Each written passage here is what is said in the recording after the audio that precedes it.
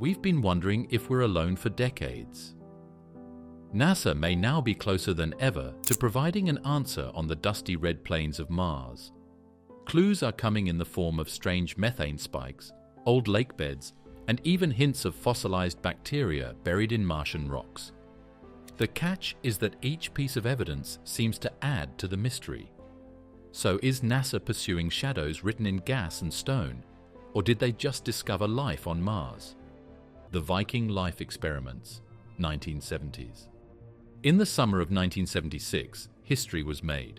Two spacecraft, Viking 1 and Viking 2, touched down on the Martian surface, becoming the first missions to successfully land and operate on the Red Planet.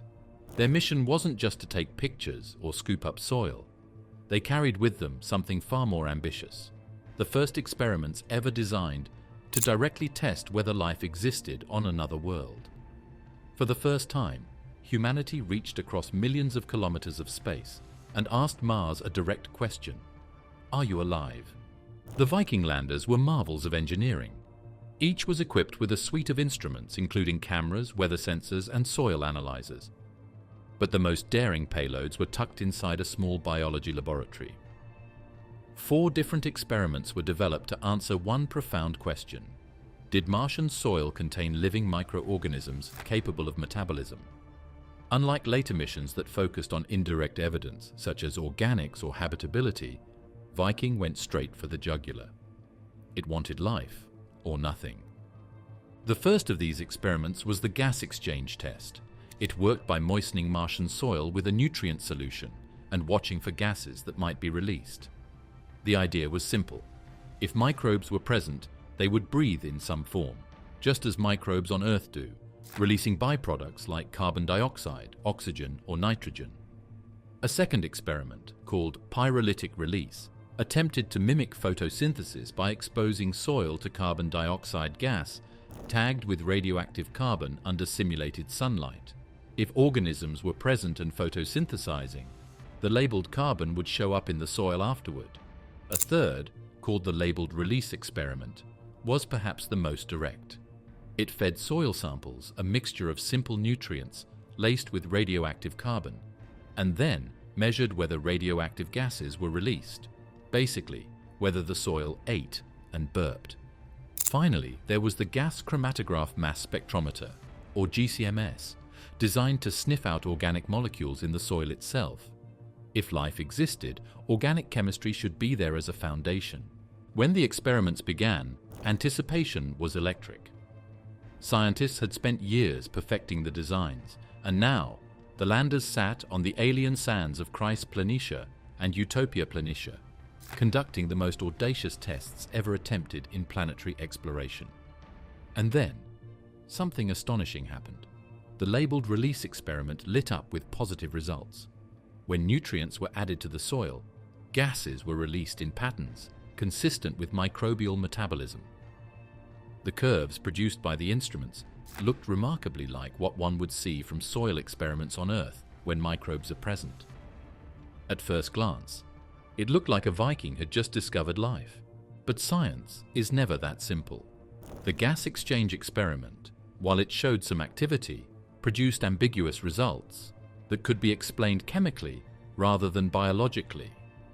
The pyrolytic release experiment showed weak positives at one site but not the other, leaving room for doubt.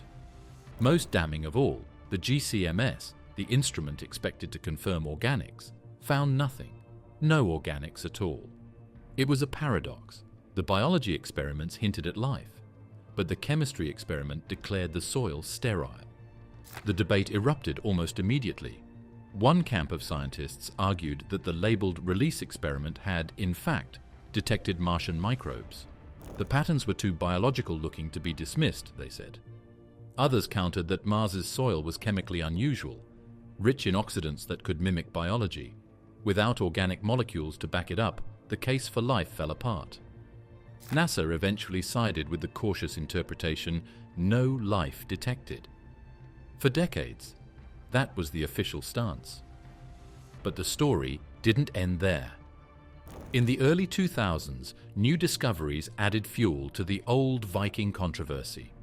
The Mars Phoenix lander and later missions revealed the presence of perchlorates, highly reactive salts, in the Martian soil. When exposed to heat, perchlorates can destroy organic molecules and release gases, exactly the kind of reaction Viking's GCMS would have triggered during its heating process. This meant that Viking may have destroyed the very evidence it was looking for. If organics had been present, the instrument might have incinerated them before they could be detected. Suddenly, the no organics result was cast in doubt. Reanalyses of the labeled release data showed even more intriguing results. When control experiments were run on sterilized Martian soil, the positive responses vanished, a hallmark of biological rather than chemical processes. The patterns of gas release also followed daily cycles consistent with environmental rhythms. A small but vocal group of researchers continues to argue to this day that Viking may, in fact, have stumbled upon Martian microbes back in 1976. The Viking life experiments remain one of the most fascinating scientific mysteries in space exploration. They represent a boldness that NASA has rarely repeated since.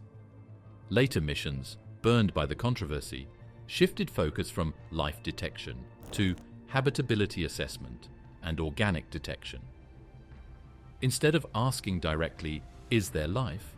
they asked, "Could life have existed here?" Or, "Are the ingredients present?" Viking's legacy is both inspiring and cautionary. It taught us how incredibly difficult it is to design a definitive test for extraterrestrial life, especially when alien chemistry may be different from Earth's expectations. Mysterious Viking labeled release results. When it came to Viking landers experiments, the labeled release LR experiment caused the most debate. It looked simple, classy, and almost impossible to fake if there was life on Mars. This idea came from microbiology labs on Earth. Give possible bacteria a small meal and watch to see if they can eat it. But this time, the meal would be served in a cold desert far away, millions of kilometers from home. The Viking engineers designed the LR experiment with surgical precision. Soil scooped from Mars was placed into a sealed chamber. Into this chamber, the experimenters injected a nutrient cocktail containing simple organic molecules, sugars, amino acids, and other carbon-based compounds that had been tagged with a radioactive isotope of carbon, carbon-14. If microbes existed in the soil and metabolized these nutrients, they would break them down, releasing gases such as carbon dioxide or methane that carried the radioactive label. A detector in the chamber would then record the radioactive gas, proving that something alive was breathing and feeding. In essence, Viking was giving Mars a snack and listening for the burp. What came back shocked the mission team. When the nutrient solution touched the Martian soil, the detectors immediately recorded a strong release of radioactive gas. The curve on the graph, showing gas concentration over time, rose steeply, plateaued, and then leveled off, in a shape strikingly similar to results obtained in Earth soil samples teeming with microbes. The experiment looked, at first glance, like a success story. Mars had eaten and Mars had responded. But science needs to be repeated. The LR experiment had controls to make sure the results were correct. As a test, the Martian soil sample was sterilized by heating it to a high temperature before minerals were injected into it. Sterilization shouldn't have changed anything if the response was just chemical. But if life was to blame, the sample that had been sterile should not have responded. It turned out that the detectors stayed flat when the sterilized dirt was checked. No gas coming out. The good reaction was no longer there. This was exactly the pattern that you would expect to see when heat kills live things. For Gilbert Levin, the principal investigator of the LR experiment, the case was clear. To him, Viking had detected microbial metabolism. The controls ruled out non-biological chemistry. The graphs looked biological, and the sterilization test supported the interpretation. He published his results with the bold conclusion: the Viking landers had found life on Mars. But Levin's announcement was met with immediate skepticism from within NASA and the wider scientific community. The problem was that the other Viking biology experiments had not cooperated. The gas exchange experiment produced ambiguous signals. The pyrolytic release showed only weak positives, and most troubling of all, the gas chromatograph mass spectrometer, GCMS, found no organic molecules in the soil whatsoever. Without organics, how could microbes exist? To many scientists, the LR results had to be explained by some unknown chemical reaction rather than biology. After all, Mars's soil was known to be bathed in intense ultraviolet light and subjected to cosmic radiation, making it rich in oxidants. Some proposed that these oxidants reacted with the nutrient solution in ways that mimicked metabolism. Levin pushed back. He argued that no known chemical explanation fit all the data. The time course of gas release, the sterilization control, and the consistency of the results across multiple sites all pointed to biology. Over the decades, he would continue to advocate his interpretation, publishing papers and calling for renewed experiments to settle the question. In 2019, more than 40 years after Viking, Levin even published an article in Scientific American reiterating his claim. Viking had discovered life on Mars, and NASA had ignored it. Other scientists continued to probe alternative explanations. The discovery of perchlorates on Mars decades later offered a new candidate. Perchlorates are reactive chlorine compounds that can decompose organic molecules and release oxygen when exposed to heat. This behavior might explain some of Viking's puzzling results, especially the lack of detected organics in the GCMS. But did perchlorates also explain the LR data? Some argued yes, perchlorates reacting with the added nutrients could have produced gas without the need for biology.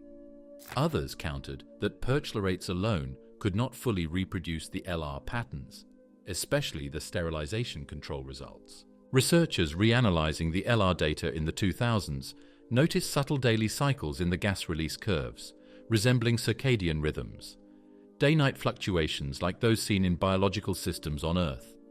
This tantalizing hint suggested that the reactions might not have been purely chemical after all. Yet the evidence was circumstantial, and skeptics warned against reading too much into faint signals. The LR controversy has since become one of the most enduring puzzles in astrobiology. On one side, it remains the only direct life detection experiment to ever return a positive signal on another planet. On the other, the lack of organics and the strange chemistry of Martian soil keep scientists cautious. The debate is so polarized that even today, some textbooks present Viking as a negative result, while others highlight the LR as a possible detection that still awaits confirmation. The LR story is so captivating because it makes us think about how far our own hopes can go. The project was based on bacteria and metabolism that are common on Earth. But what if life on Mars works differently, if it exists? What if the formula doesn't fit well with our tests? Vikings may have found alien biology, but we weren't sure to believe it because it didn't look exactly like biology on Earth. The Perchlorate problem. NASA's Phoenix lander landed on Mars's icy plains near the North Pole in 2008. Deep holes were scraped out by its robotic arm, revealing bright white ice just below the surface. The big surprise, though, wasn't the ice, but the way the dirt was mixed. When Phoenix's tools looked at the samples, they found something they didn't expect: perchlorates. Perchlorates are salts containing chlorine and oxygen, such as sodium perchlorate or magnesium perchlorate. On Earth, they're used in rocket propellants, fireworks, and industrial processes. They are highly reactive, especially when heated, and can break down organic molecules with devastating efficiency. The discovery stunned scientists. Suddenly, the mystery of Viking's puzzling results decades earlier took on a new dimension. Maybe the soil wasn't sterile after all. Maybe it was just chemically hostile. To understand why this matters, we need to revisit Viking's gas chromatograph mass spectrometer, GCMS. This instrument heated Martian soil samples to release any organic molecules present and then measured them. The result? Nothing. No organics detected. At the time, this was a major reason NASA concluded Mars was lifeless. But if perchlorates were in the soil, heating them would have destroyed any organics before the instrument could detect them. In other words, Viking's GCMS might have cooked away the very evidence it was searching for. This revelation reframed the Viking controversy. What if Viking did land on soils rich in organics, but the perchlorates turned them into gas before they could be identified? Some laboratory simulations on Earth have supported this idea. When scientists mixed perchlorates with soil and trace organics, then heated them under conditions similar to Viking's experiment, the organics vanished, just as they did on Mars. In fact, some of the breakdown products in the lab matched what Viking detected as strange trace chemicals, suggesting the explanation might fit perfectly. But perchlorates are more than just chemical bullies. On Earth, certain microbes actually use perchlorates as part of their metabolism. They can breathe perchlorates in the same way other microbes breathe oxygen, deriving energy from breaking down these compounds. In deserts, salt flats, and even frozen environments on Earth, perchlorate-eating bacteria survive in conditions that resemble parts of Mars. If Martian microbes exist, or once existed, it's not impossible they could have evolved to use perchlorates as fuel. A curious fact about perchlorates is that they can lower the temperature at which water freezes. When salts like perchlorates mix with water, they make brines, which stay liquid at temperatures well below the freezing point of water. This means that perchlorates could make it possible for salty liquid water to stay on Mars for a short time, even though the atmosphere is thin and the surface is very cold.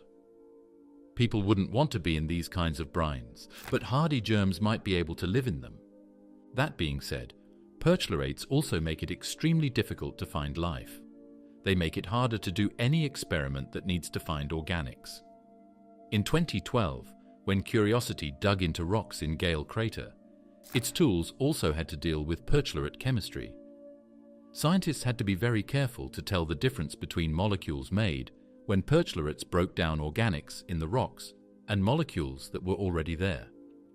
Researchers were able to pick out signs from the chemical noise caused by perchlorates, which is why finding chlorobenzene and thiophenies in Curiosity's samples was such a big deal. The presence of perchlorates also forces mission planners to rethink how they design experiments. Future landers and rovers must use techniques that can avoid heating soil too much, or that can separate perchlorate effects from genuine organics. Instruments like Perseverance's Sherlock, which uses ultraviolet light and Raman spectroscopy instead of heating, are part of this new generation of tools. They can look for complex molecules directly, bypassing the destructive chemistry that plagued Viking. For human exploration, perchlorates are a double-edged sword. On one hand, they're toxic and potentially harmful to astronauts if ingested or inhaled, meaning Martian dust poses risks for long-term bases. On the other hand, perchlorates can be broken down into oxygen and chlorine, which might be harnessed for life support or rocket propellant. What is a hazard for one purpose could be a resource for another. The discovery of perchlorates has also spurred new theories about Mars's history. If perchlorates are widespread across the planet, as multiple missions now suggest, they may have shaped Martian surface chemistry for billions of years. This could explain why organics are so rare at the surface, even if Mars once had a rich inventory of them. It also means that the search for biosignatures must look deeper into rocks and soils that have been shielded from perchlorate activity and radiation. For astrobiologists, perchlorates symbolize the tricky balance between hope and frustration. They are both destroyers and enablers, capable of wiping out delicate organics in an instant, but also potentially sustaining exotic microbial life and preserving transient water. They remind us that the Martian surface is not simply barren, but chemically alive in ways that defy easy interpretation. The ALH 84001 meteorite debate. In 1984, a group of scientists were deep in the icy desert of Antarctica when they found a dark, greenish rock hidden in the snow. At first glance, it seemed like just another asteroid that had been found on the continent's frozen fields. Scientists knew it was something special when they gave it the name Allen Hills 84001, ALH 84001, and looked at it more closely. It was a piece of Mars, not just a space rock. After that, scientists called it the Martian fossil rock to make things easier. This meteorite is unlike most others. It formed about 4.1 billion years ago, during a time when Mars was thought to be warmer and wetter. Billions of years later, a massive impact blasted it off the Martian surface, and it eventually traveled across space until it landed on Earth roughly 13,000 years ago. Unlike samples deliberately gathered by spacecraft, this was a gift of nature, an ancient time capsule hand-delivered from another planet. The rock sat quietly in collections until the 1990s, when NASA scientists began analyzing it in detail. That's when things became controversial. Inside the Martian fossil rock, they found unusual structures, tiny, elongated shapes resembling bacteria, some only a few nanometers wide. Alongside these were chemical traces, organic molecules like polycyclic aromatic hydrocarbons, and magnetite crystals with peculiar purity and shape. Taken together, the team argued, these were potential biosignatures. In 1996, NASA announced to the world that this meteorite might contain evidence of ancient Martian life. The news exploded across global media. President Bill Clinton even gave a televised address, calling the discovery one of the most stunning insights into our universe. Headlines screamed that life had been found on Mars. Suddenly, astrobiology wasn't just a quiet academic pursuit, it was front-page news. But, as often happens in science, the celebration was quickly tempered by skepticism. Critics pointed out that the supposed microfossils were far too small to be credible life forms. At only 20 to 100 nanometers wide, they were smaller than the smallest known bacteria on Earth, raising doubts that they could have contained the necessary biological machinery. Others argued that the magnetite crystals and organic molecules could be explained by non-biological processes, such as heating events or simple chemistry within the rock over billions of years. Experiments in the lab made things more complicated. Scientists were able to make shapes and chemical fingerprints that were very similar by using only inorganic reactions. They said that the so-called microfossils might just be things that happen when minerals naturally grow. The organics might have formed because the rock's chemicals changed over time, or they might have been added after it fell in Antarctica. Each piece of proof seemed less strong as I looked at it with a skeptical eye. Supporters of the life hypothesis pushed back. They noted that the combination of features, organic molecules, magnetite crystals, and microstructures together formed a pattern that was hard to dismiss entirely. While each feature could be explained away individually, taken collectively, they still hinted at something unusual. Perhaps ancient Mars had indeed hosted microbial life, and the Martian fossil rock had preserved its faint traces. This back and forth has continued for nearly 3 decades. The Martian fossil rock became a symbol of both the excitement and frustration of searching for life. It showed how easily ambiguous signals could be interpreted in different ways, depending on assumptions. It also highlighted the challenge of relying on a single piece of evidence. If this rock had been returned directly from Mars under sterile conditions, the case might have been stronger. But as a meteorite that spent millions of years exposed to cosmic rays and then millennia on Earth, contamination and alteration could never be ruled out. The rock's legacy is undeniable. It transformed astrobiology from a fringe pursuit into a mainstream scientific field. Funding for Mars missions increased, and new generations of rovers and orbiters were designed specifically to search for organics and biosignatures. Without the Martian fossil rock, it's possible that missions like Curiosity and Perseverance would not have been prioritized in the way they were. The debate also reshaped how scientists approach evidence. The lesson was clear: no single biosignature is enough. Organics can be made abiotically. Minerals can form in multiple ways. Structures can look biological without being alive. Only a combination of different independent lines of evidence can build a convincing case. This philosophy, known as the biosignature pattern approach, now guides modern astrobiology. Recurring slope lineae. In 2011, planetary scientists looked at high-resolution pictures taken by the HiRISE camera on the Mars Reconnaissance Orbiter and saw something odd. When it was really hot on Mars, they saw dark lines show up on steep slopes inside craters, along canyon walls, and on dusty hillsides. The lines slowly went away when the temperature dropped, but they came back the next summer. The name for these strange marks is RSL, which stands for Recurring Slope Lineae. At first, the phenomenon seemed too good to be true. The streaks behaved like water flows on Earth. They appeared in warm seasons, grew downslope, and disappeared when conditions became colder. Scientists began to wonder, were we seeing liquid water flowing on Mars today? If so, it would be a game changer. Even small amounts of water could provide temporary habitats for microbes, raising hopes for current life on the red planet. The streaks were carefully measured and catalogued. They tended to occur on slopes facing the sun, where temperatures could rise above -20 degrees Celsius, just warm enough for briny solutions to stay liquid. In some places, the streaks stretched for hundreds of meters down crater walls, their darkened tone contrasting sharply against the surrounding terrain. The annual rhythm, forming in Martian summer, fading in winter, added to the impression of water-driven activity. Spectrometers aboard the orbiter provided another tantalizing clue. They detected signatures of hydrated salts, specifically perchlorates, within some of the streaks. On Earth, perchlorate salts are known to absorb water from the atmosphere and form liquid brines even in arid conditions. This discovery seemed to tie everything together. Salty water, kept liquid by perchlorates, might be seeping down Martian slopes each summer. The possibility electrified the scientific community. Liquid water is one of the key requirements for life as we know it.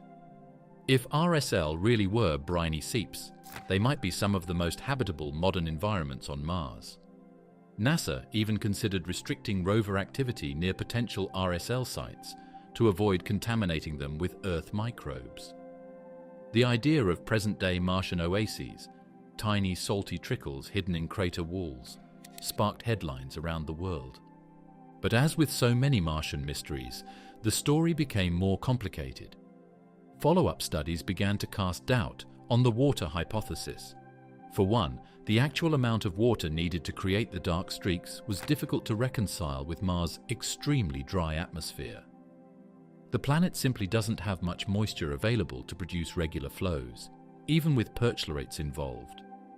Moreover, high-resolution monitoring showed that many RSL features stopped growing when they reached slopes shallower than 30 degrees, the natural angle of repose for dry sand.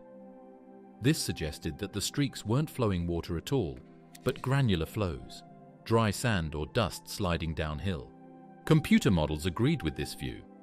They showed that even small changes on hills that had been heated by the sun could cause dust to slide and darken the surface in patterns that looked a lot like water flows. The patterns were repeated in the lab with Earth samples that looked like Martian soil, but there was no liquid water involved. The RSL conversation went from being excited about water to being cautious about dust. Yet the hydrated salts detected in the streaks remain an unresolved piece of the puzzle. Did they form because water was present, or could they be explained by dry chemical processes? Some researchers propose that tiny films of brine might form briefly, too small to produce liquid flows, but enough to alter the chemistry. Others argue that the salts were already in the soil, unrelated to the streaks themselves. Today, the consensus leans toward RSL being mostly dry granular flows triggered by seasonal heating. However, the possibility of brines hasn't been ruled out completely. Even if only thin films of salty water are involved, they would be significant for astrobiology.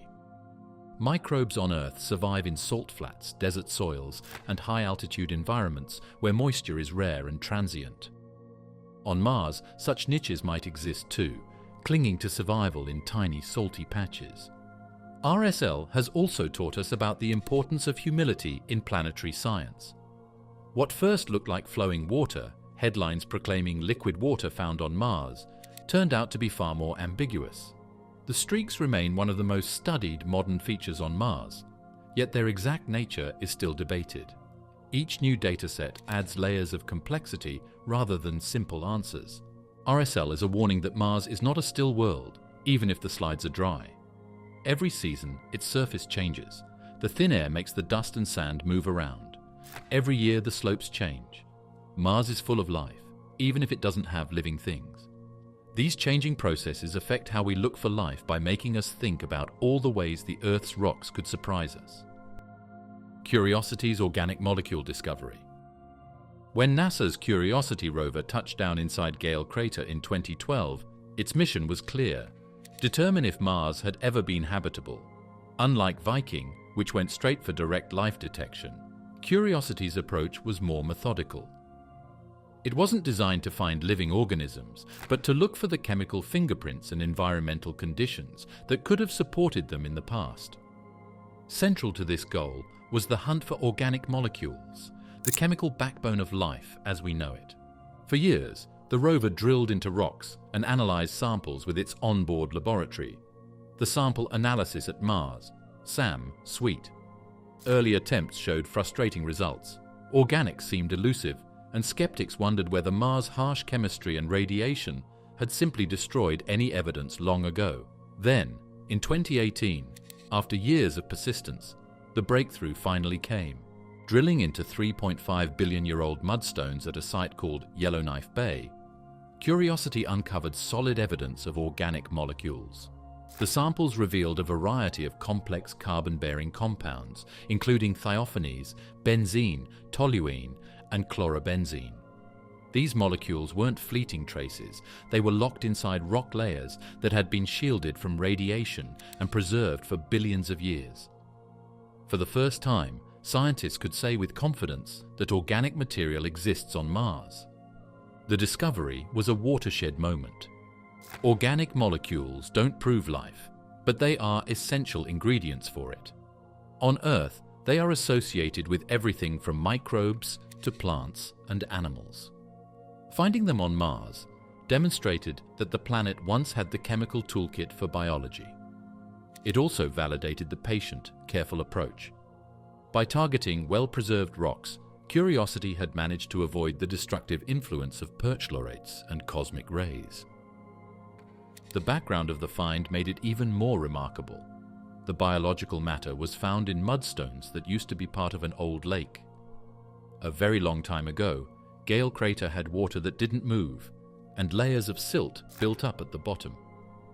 These calm, watery places are great for keeping organic materials fresh. Similar mudstones on Earth have been used to find remains of germs from a long time ago. Even though the mudstones on Mars were not signs of life, they had the same possibility. Methane found in the atmosphere of Mars by Curiosity added another layer of mystery. The robot found that the amount of methane changed with the seasons, rising in the summer and falling in the winter.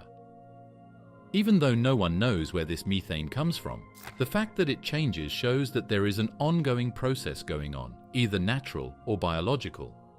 When methane and organics were found in rock, they painted a picture of Mars as a world that may still be chemically active today and was livable a very long time ago. Skeptics quickly pointed out that organics don't always mean life. Many organic molecules can be produced through abiotic processes, such as volcanic activity, chemical reactions between rocks and water, or delivery by meteorites. Indeed, Mars has been bombarded with carbon-rich meteorites for billions of years, and some of the organics Curiosity detected could have come from space rather than from indigenous biology. But the fact remains, organics are there, and they are preserved in ancient Martian rocks. Whether their origin is biological or chemical, their presence proves that Mars was once rich in the raw materials for life. Curiosity's SAM instrument also detected sulfur-bearing organics, a type of molecule that can be particularly stable over geological timescales. These sulfurized compounds are harder to destroy and therefore more likely to survive in hostile environments. Their discovery suggests that Mars may have had preservation pathways that protected organics better than scientists had expected. This raises hopes that more complex molecules, and perhaps even true biosignatures, might still be hiding in the planet's rocks, waiting to be uncovered. The finding of organics in Gale Crater not only made news, but it also changed the goals of exploring Mars. It showed that organic matter could live on Mars, which made scientists want to push for more sample return trips. If Curiosity could find these chemicals in its small lab on board, then bringing rock samples back to Earth could show much more complex features. On Earth, more advanced tools could look at isotopic ratios, chemical structures, and other small features that Curiosity can't measure. The find also taught an important lesson about patience. For nearly 6 years after landing, Curiosity's search for organics turned up empty or inconclusive. Many began to doubt that organics could survive on Mars's surface at all. But persistence paid off. By drilling deeper into mudstones that had been protected from radiation and dust storms, the rover finally uncovered the hidden chemistry. It was a reminder that Mars rarely gives up its secrets easily. Today, Curiosity is still exploring Gale Crater. It is going up the slopes of Mount Sharp and taking samples of new rock layers. After that first big finding in 2018, each new discovery builds on the last one. Perseverance is now working in Jezero crater with even more advanced tools. Its results will be compared to Curiosity's to get a fuller picture of how organic materials lived on Mars in a variety of old settings. The methane mystery. People thought for many years that Mars was a world without gas. On Earth, methane is constantly being made by both living things and natural processes. But scientists thought that Mars would be too cold, dry, and not busy enough to support large amounts of this fragile gas. Methane molecules break down quickly in ultraviolet light and chemical processes in the air. This means that any methane that was there would be gone in a few hundred years unless something kept making it. Scientists first found methane on Mars through telescopes on Earth and then from satellites. This led to one of the longest-running arguments in planetary science. What is making methane on Mars? The biggest contribution to this mystery came from NASA's Curiosity rover, which has been monitoring the Martian atmosphere since it landed in Gale Crater in 2012. Using its onboard tunable laser spectrometer, Curiosity has detected methane concentrations that rise and fall with the seasons. In the Martian summer, methane levels climb, peaking at around 0.6 parts per billion. In winter, they drop back down. Even more surprising were sudden, short-lived spikes, where methane levels shot up to nearly 10 parts per billion before disappearing again. These fluctuations suggest that methane is not evenly distributed, but instead comes from localized, possibly intermittent sources. On Earth, the majority of methane is produced biologically. Microbes known as methanogens generate it as a byproduct of metabolism in oxygen-poor environments, such as swamps, wetlands, and the guts of animals. If the same kind of process were happening on Mars, it would be the closest thing to proof of life we've ever encountered. But biology is not the only explanation. Methane can also be generated abiotically through geological processes such as serpentinization. This reaction occurs when water interacts with certain minerals in volcanic rocks, producing hydrogen, which then combines with carbon dioxide to form methane. Mars has plenty of ancient volcanic terrain where such processes might still be happening underground. The fact that methane is being detected at all tells us something important. Mars is not a chemically dead world. Whether it's biology or geology, something is producing methane faster than it can be destroyed, which means the planet is still active in ways scientists are only beginning to understand. But that's where the mystery deepens. Orbiting spacecraft, particularly the European Space Agency's Trace Gas Orbiter, have searched for methane from above with incredibly sensitive instruments. Surprisingly, they've come up nearly empty.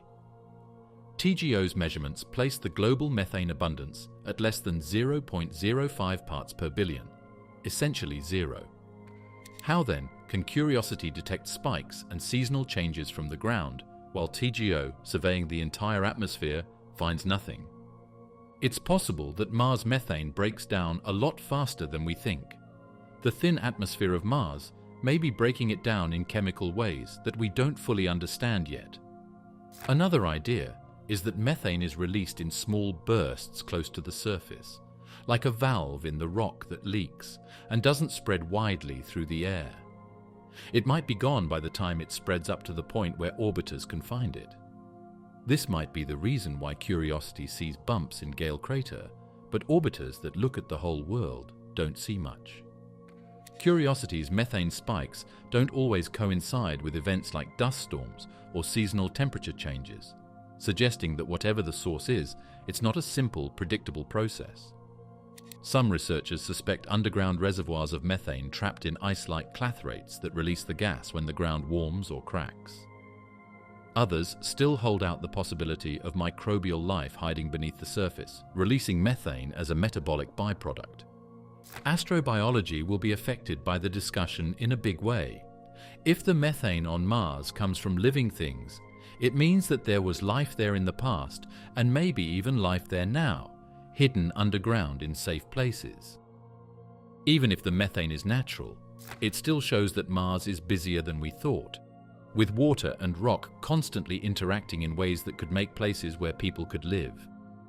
No matter what, methane is a sign of a world that is alive, maybe not biologically, but with processes that are still happening. The puzzle might be easier to solve in the future.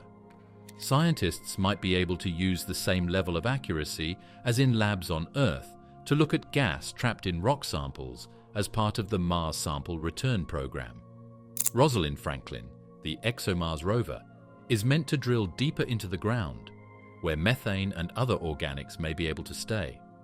At the same time, Curiosity and Perseverance keep watching the atmosphere. Each piece of information they collect adds to the picture of a world that doesn't behave the way we think it should. Trace gas orbiters' contradictory results. When the Trace Gas Orbiter TGO from the European Space Agency slid into orbit around Mars in 2016 and started doing full science work in 2018, it made things clear. NOMAD and ACS are two very sensitive spectrometers that NASA used to scan the atmosphere at parts per trillion to parts per billion levels during occultations of sunrise and sunset, when light passes through thin layers of air. TGO would see gas moving across Mars if it really did. It saw almost nothing instead. Over hundreds of occultations that spanned seasons and regions, TGO set upper limits that were so low that methane almost didn't seem to be there at all on a world level. This was more than a surprise. It was a direct challenge to the story unfolding on the ground. NASA's Curiosity, parked in Gale Crater, had measured methane rising in summer and falling in winter, punctuated by sudden spikes that briefly lifted concentrations an order of magnitude. How could a rover sitting in a bowl see methane that an orbital chemist's dream instrument sweeping the entire planet could not? Either Curiosity was sampling local pockets too small and fleeting for an orbiter to catch, or Mars possessed a methane sink so efficient that the gas was destroyed before it could spread. To unpack the paradox, start with how the measurements are made. Curiosity inhales air at ground level and lasers it, hunting for specific absorption lines, microclimates, and nighttime boundary layers included. TGO, by contrast, peers side-on through long slant paths in the upper and middle atmosphere during twilight. The two instruments are effectively eavesdropping on different rooms of the same house. If methane leaks like whispers from cracks in the floorboards, Curiosity may hear them. By the time those whispers reach the ceiling where TGO listens, they may be silent. Hyperlocal release is a main idea.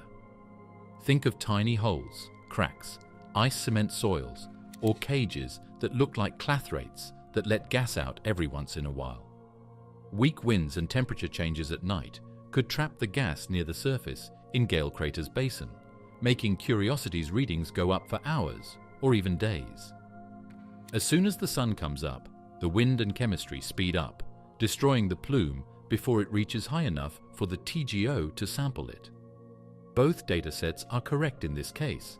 They just use different sample sizes. But scale isn't the only suspect. Chemistry on Mars may be far more aggressive than models assumed. Peroxides, superoxides, photochemically produced radicals, and dust-coated minerals can catalyze heterogeneous reactions that chew through methane on contact. Laboratory experiments on Mars analogues show that UV-activated mineral surfaces, basalts laced with iron oxides, perchlorate-bearing grains, can destroy methane orders of magnitude faster than homogeneous gas phase reactions alone.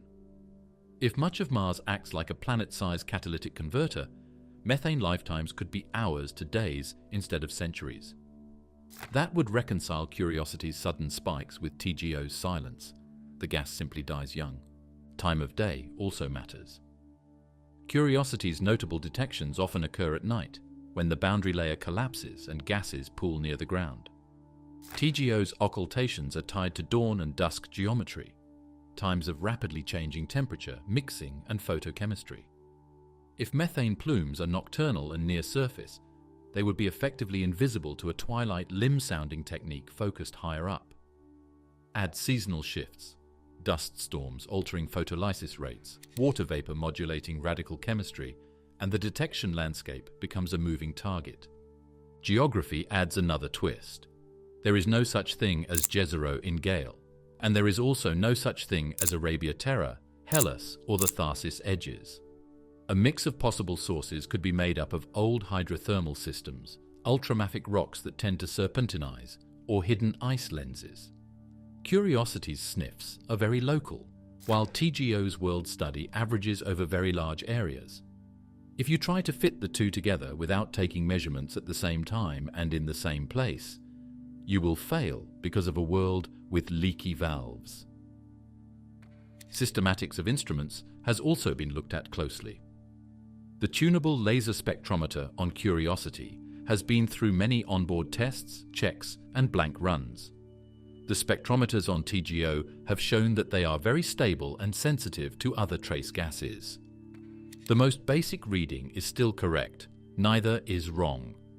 People are telling different facts about a complicated environment where things are made, gathered, and destroyed in short amounts of time and space. What would break the stalemate? Coordinated campaigns. Imagine Curiosity or Perseverance logging a spike while TGO pivots to occultations over the same region within hours. Maven, meanwhile, maps ion chemistry aloft. Orbiting cameras track boundary layer dust.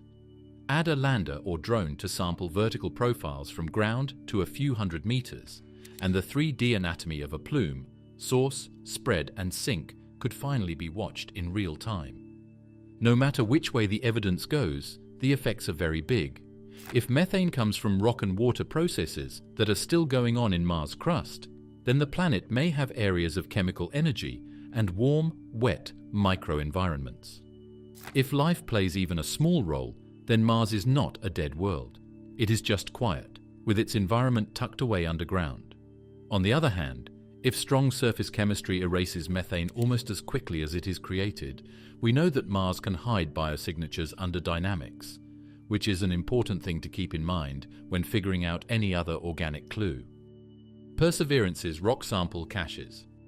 On February 18, 2021, Perseverance landed in Gale Crater with a task that had never been done before by a large Mars mission: gather a scientifically chosen set of rock and regolith cores, place them in ultra-clean tubes, and set them up so that a future mission could pick them up.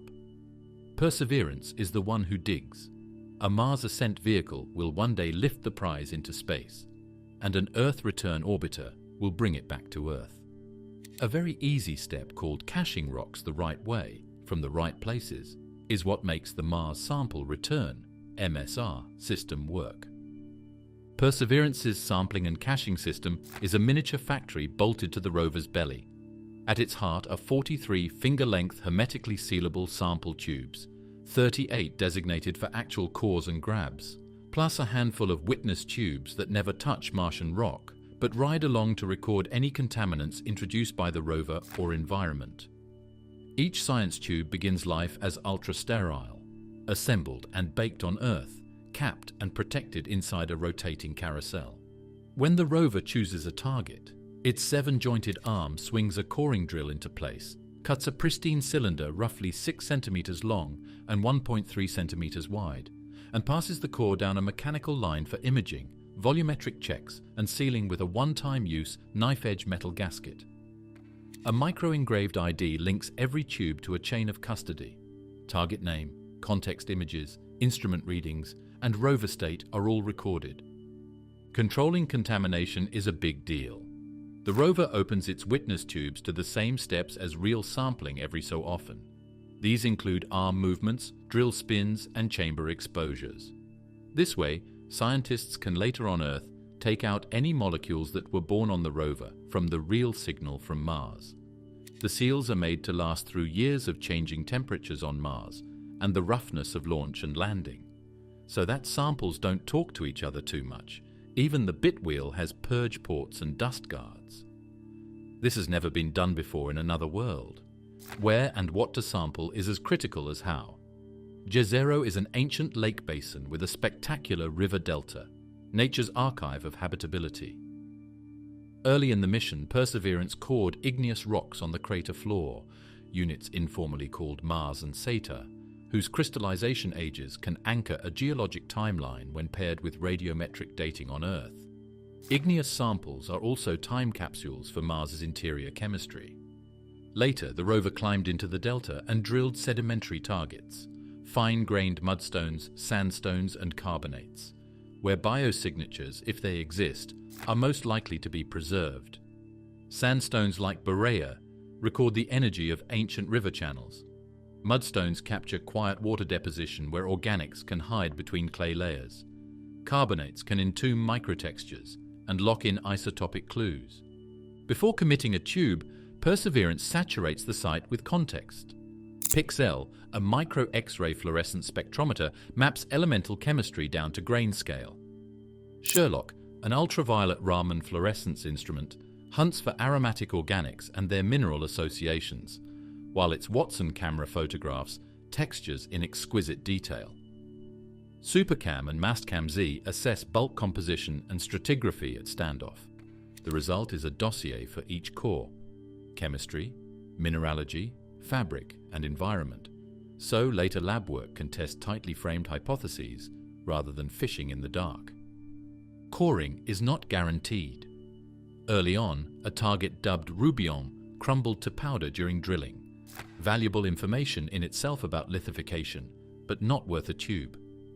The team adjusted technique and target selection, learning to read rock competence from abrasion patches and high-res texture. When a core is successful, Perseverance performs a Percus to ingest routine to seat it, then takes a post-core image to confirm fill.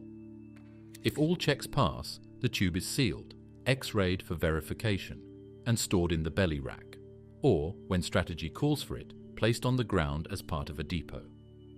The first major depot, laid down on a flat expanse informally called Three Forks, was a masterstroke of risk management. 10 tubes, paired backups of the mission's highest priority cores, were spaced in a zigzag pattern, far enough apart for future landers or helicopters to approach each without disturbing neighbors. If Perseverance remains healthy through MSR's fetch window, it can deliver the prime set from its internal cache directly. If not, sample recovery helicopters can retrieve the depot tubes one by one. Redundancy is the difference between a decade-long campaign succeeding or stalling. What kind of evidence are we banking?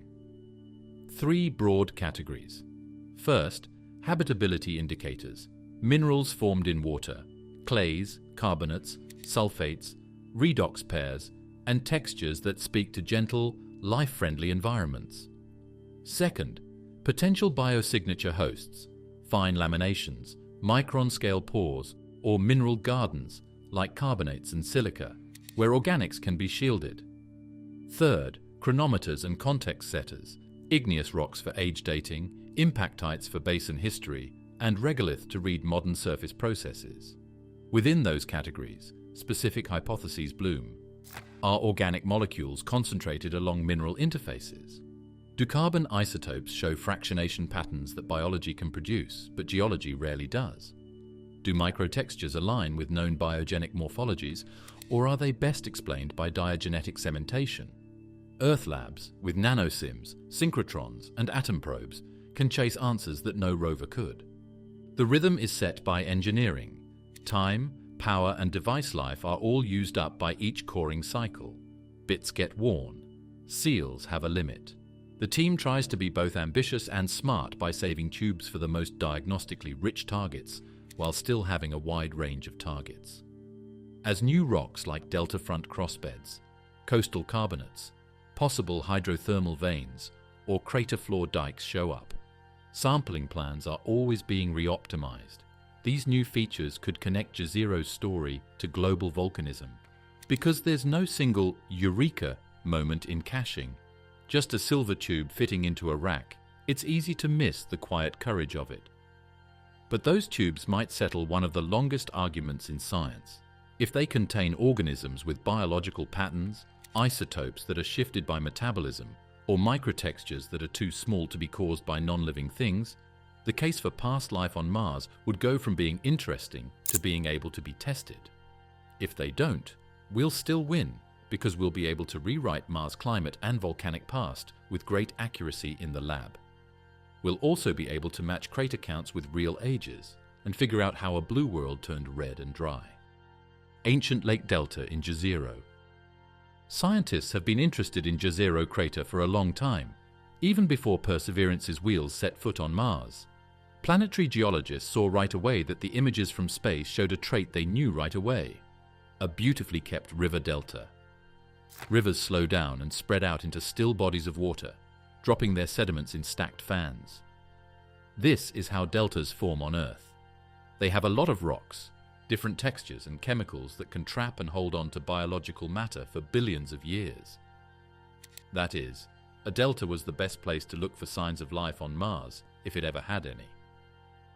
Jezero is about 45 kilometers across, but its most striking feature is that fossilized delta fanning out along its western rim. Billions of years ago, water flowed through two major channels, one from the northwest, the other from the west, bringing with it clays, carbonates, and fine sediments into a long-lived lake that once filled the crater. Remote sensing showed carbonates ringing the lake margins, reminiscent of shoreline deposits on Earth, and clays scattered across the basin, minerals that typically form in neutral pH water environments. Both carbonates and clays are prized in astrobiology for their ability to entomb organic molecules. From orbit, geologists could already see the delta's stratigraphy. Layer upon layer of deposits hinted at a changing environment.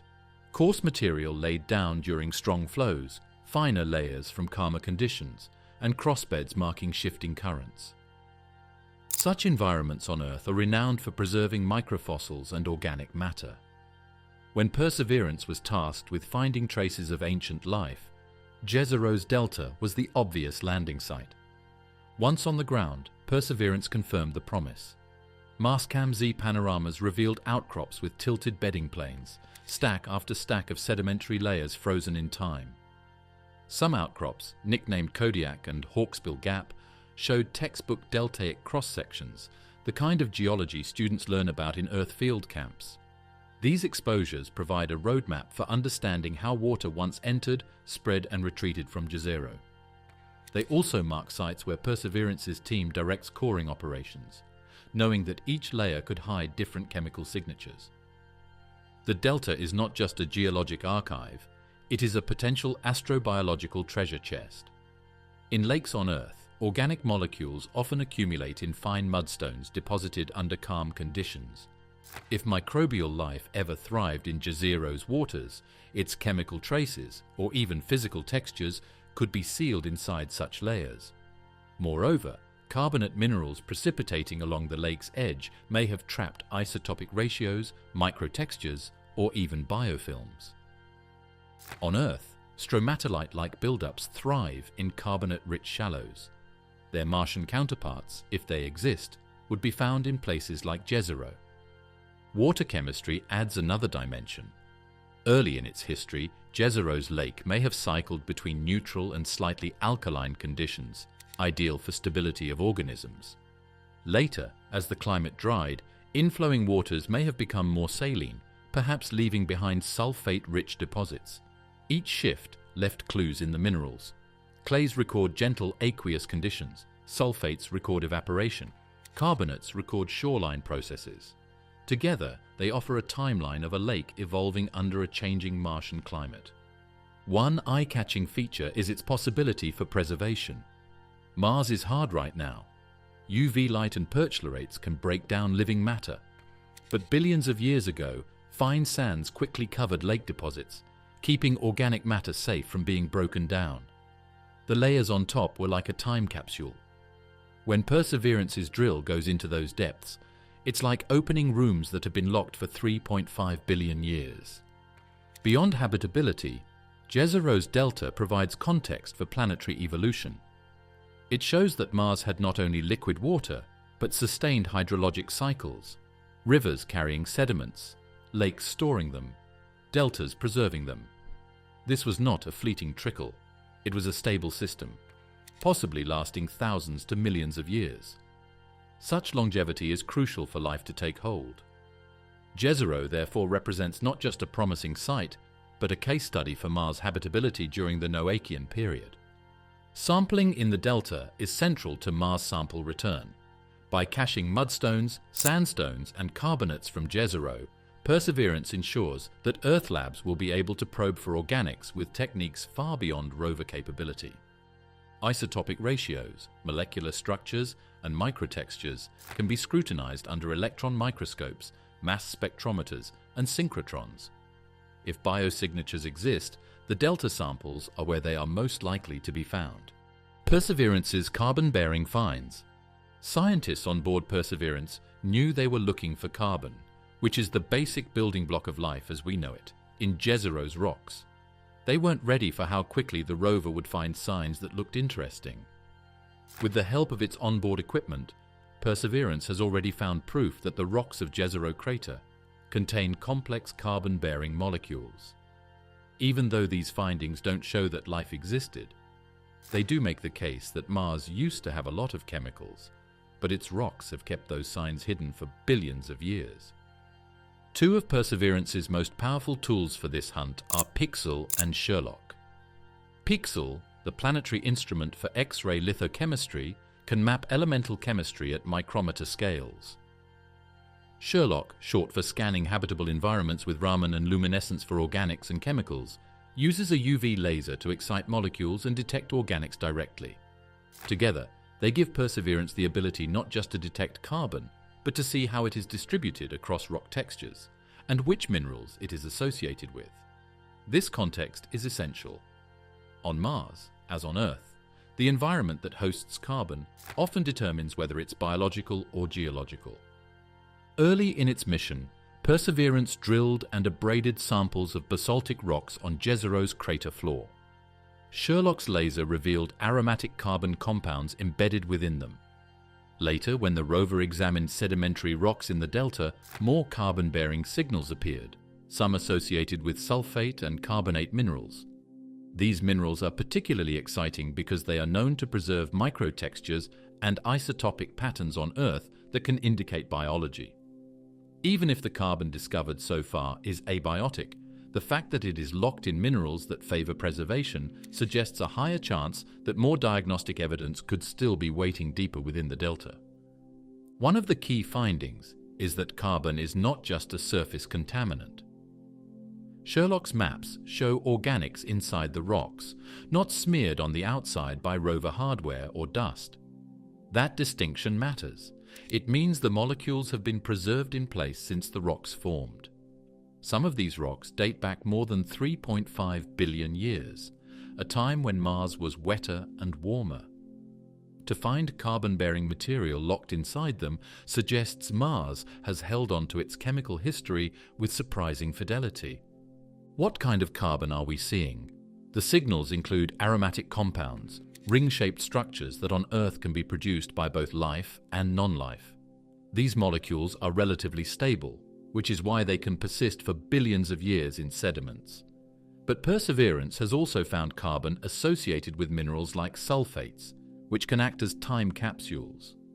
On Earth, sulfate minerals sometimes contain trapped organics that retain isotopic fingerprints of biology.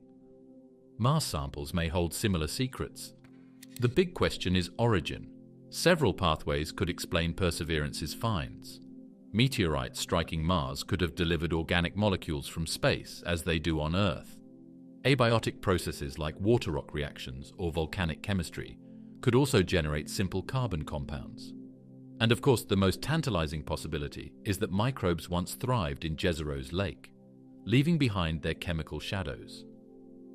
Right now, Perseverance can't distinguish among these options with certainty. That will be the job of Earth laboratories once the samples are returned. What matters most is that the rover has proven organics exist on Mars, and that they can survive in a wide range of geological environments. This is a major shift from the Viking era, when the absence of organics led many to declare Mars sterile. Between Curiosity's mudstones in Gale Crater and Perseverance's finds in Jezero, we now have multiple lines of evidence that Mars was never chemically barren. Instead, it was a planet where carbon molecules were present, preserved, and waiting to be discovered.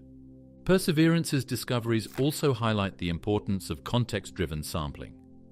By identifying organics tied to particular minerals, scientists can design lab experiments back on Earth to target those environments specifically.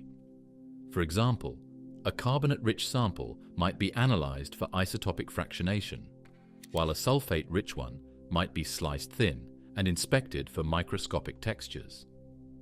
Without the context that Perseverance provides in situ, those tests would be far less meaningful. As the project goes on, the rover will keep collecting samples from places with the most variety. It will do this with igneous rocks to find out when things happened, carbonates to look for biomarkers, and mudstones to find organics that have been kept. Each tube is a risk, but the early results show that Jezero's delta may have even more carbon-rich material higher up its sides. Scientists will use the sample return trip to find out if these molecules are just interesting rocks or the faint remains of living things.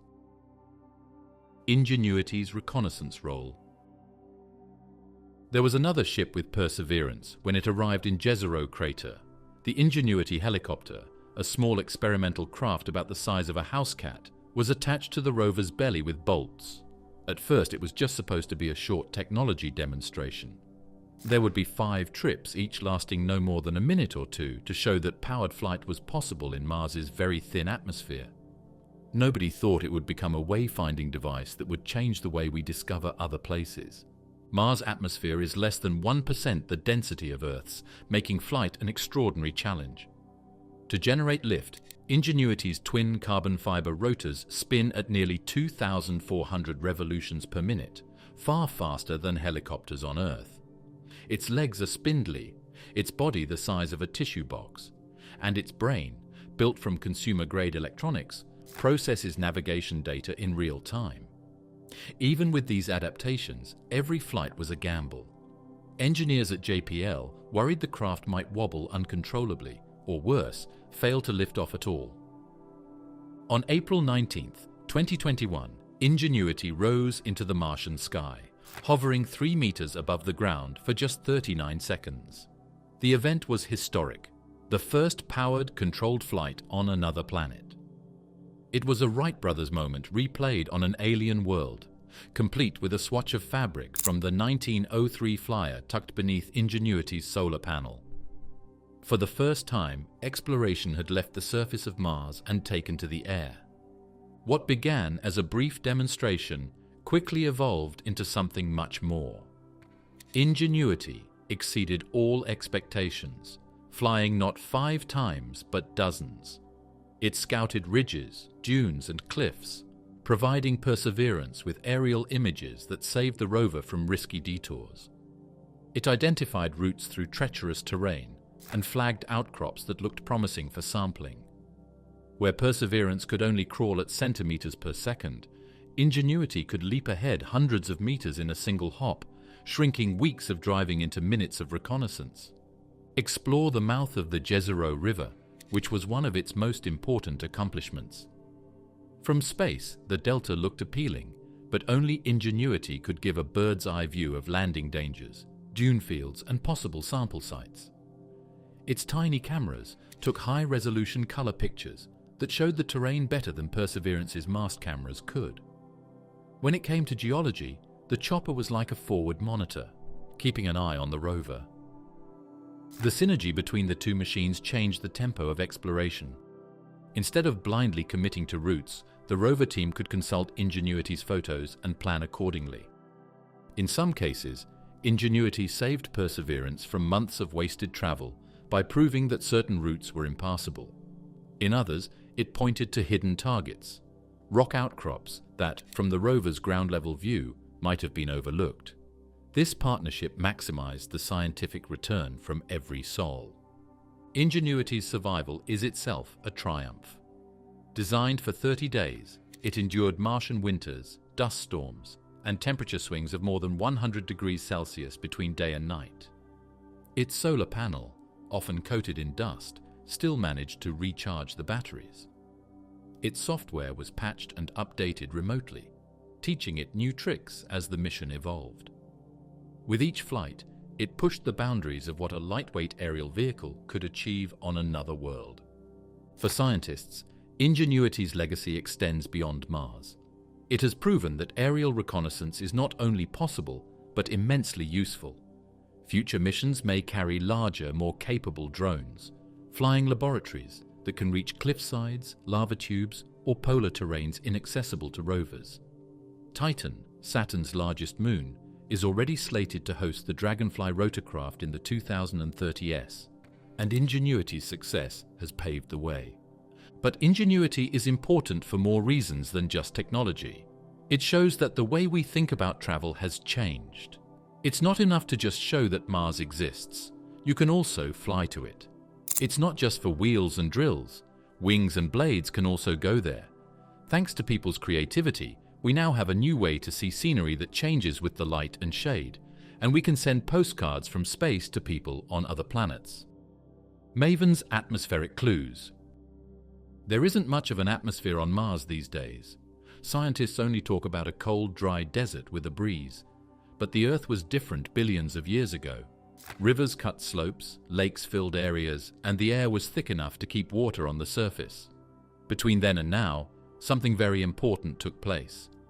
The world lost most of its atmosphere, and with it, its ability to stay habitable for a long time.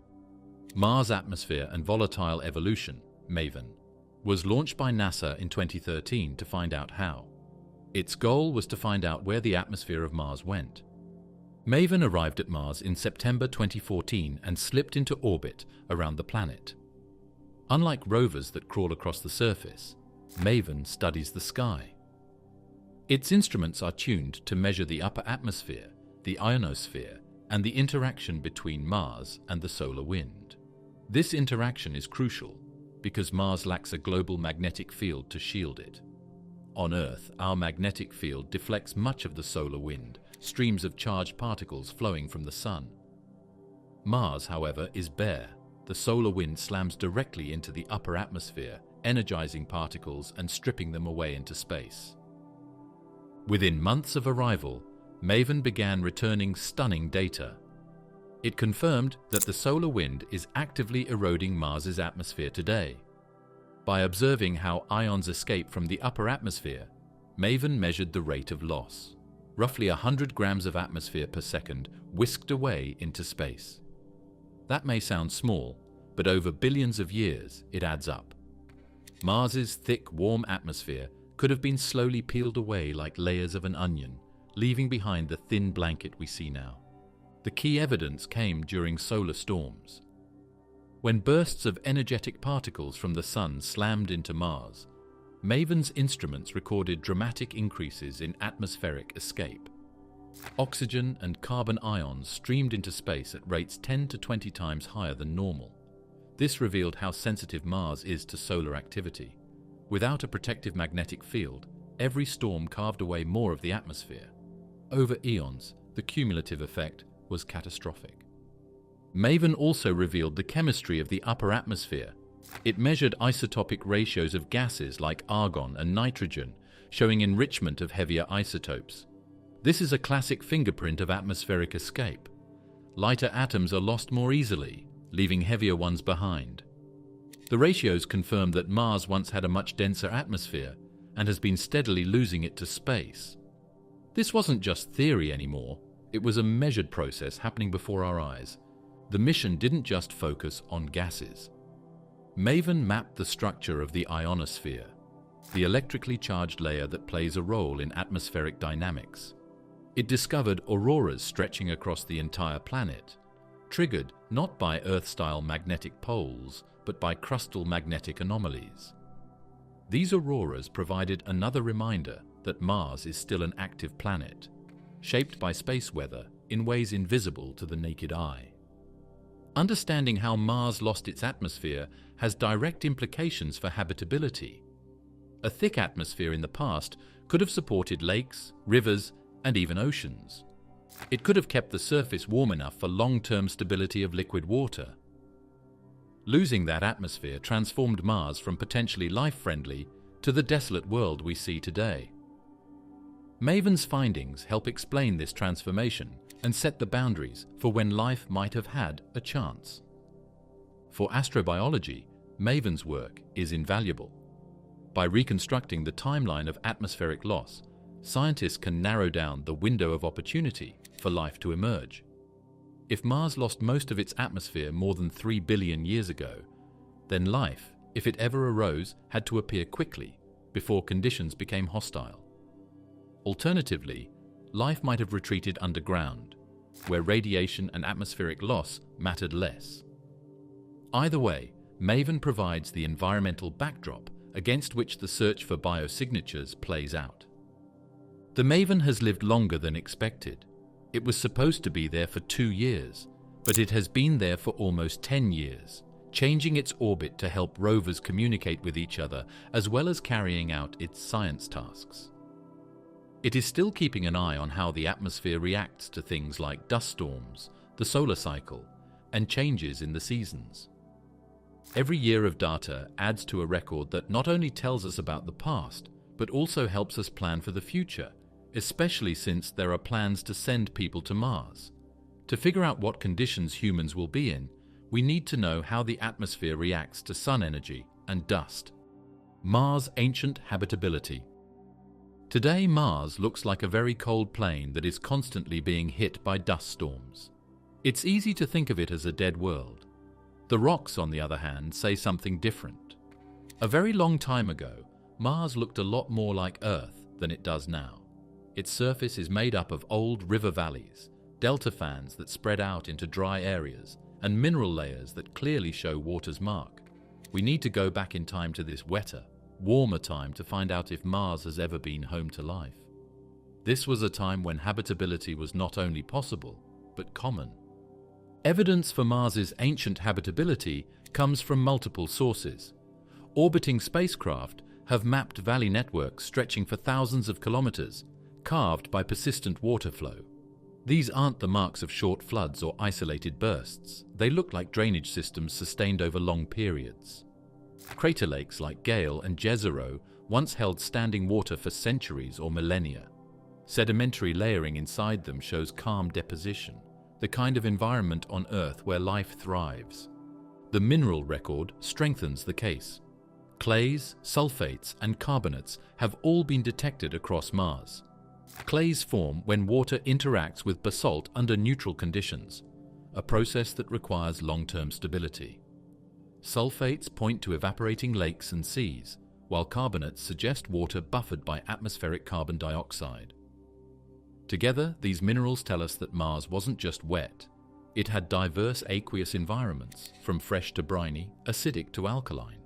Such diversity is exactly what microbial life could exploit. Climate models, however, paint a complex picture. With a sun fainter in the past, Mars shouldn't have been warm enough for liquid water. Yet the valleys and lakes say otherwise. Scientists propose that Mars may have cycled between warm, wet intervals and colder, icy ones, with volcanic eruptions or asteroid impacts temporarily thickening the atmosphere or releasing greenhouse gases. Even transient warming could have created habitable windows, thousands of years at a time, when life might have gained a foothold. Gale Crater, which Curiosity has been exploring for more than 10 years, is one of the most interesting places to look for signs of old life. The rover discovered proof of an old lake system with redox gradients, or areas where microbes could use different chemical processes to power their metabolisms. Curiosity found intact organics, nitrogen molecules, and minerals like hematite that show water that was there for a long time in the mudstones. This wasn't a temporary pond. It was a stable place with all the things needed for life. Jezero Crater, where Perseverance now roves, adds another piece to the puzzle. Its deltaic deposits confirm that rivers once carried sediments into a lake, leaving behind clays and carbonates. These aren't just geologic curiosities, they're ideal for preserving biosignatures. On Earth, microbes trapped in such environments often leave behind chemical or textural traces that survive for billions of years. Jezero is one of the best natural laboratories for testing whether Mars followed a similar path. Mars's ancient magnetism also plays into the story. Billions of years ago, the planet likely had a global magnetic field, shielding its atmosphere from solar wind erosion. This would have allowed a thicker atmosphere to persist, stabilizing liquid water on the surface. When the magnetic field collapsed, the atmosphere began to erode, leading to the cold, dry conditions we see now. The timing of that collapse is critical. If it happened after life had already emerged, early microbes might have flourished before retreating underground. Another clue comes from meteorites blasted off Mars and found on Earth. Some contain magnetite crystals and carbon compounds suggestive of ancient aqueous processes. They don't prove life, but they hint that Mars had the right geochemical settings to support it. When paired with rover discoveries of nitrates, phosphates, and organics, a consistent picture emerges. Mars had water, chemistry, and energy, all the key ingredients.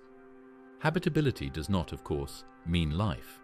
Even if the conditions are right, a world can still be empty. Mars is so interesting because its conditions were a lot like those on early Earth, where life did start. If the right conditions often lead to life, then Mars could have had life in the past. Its quiet would be just as powerful if it wasn't moving. It would teach us that life may be less common than we think. Stratified river deltas. The old river deltas on Mars are one of the most interesting places to visit. Deltas on Earth are some of the best places to keep biological signs alive because rivers deposit sediments on top of each other as they run into still bodies of water. They store organic matter, minerals, and textures that can last for billions of years, making them like natural time tombs. Mars's surface has a number of preserved deltas. Each one tells us something about the planet's fresher, more active past. A river delta forms when flowing water slows down as it enters a lake or sea, dropping the sediments it carries. Coarse grains settle first, followed by finer silts and clays, building stratified layers that record changing environments over time. In places like Jezero Crater, these layers are still visible today, frozen mid-formation. From orbit, the fan-shaped deposits stand out sharply against the crater floor.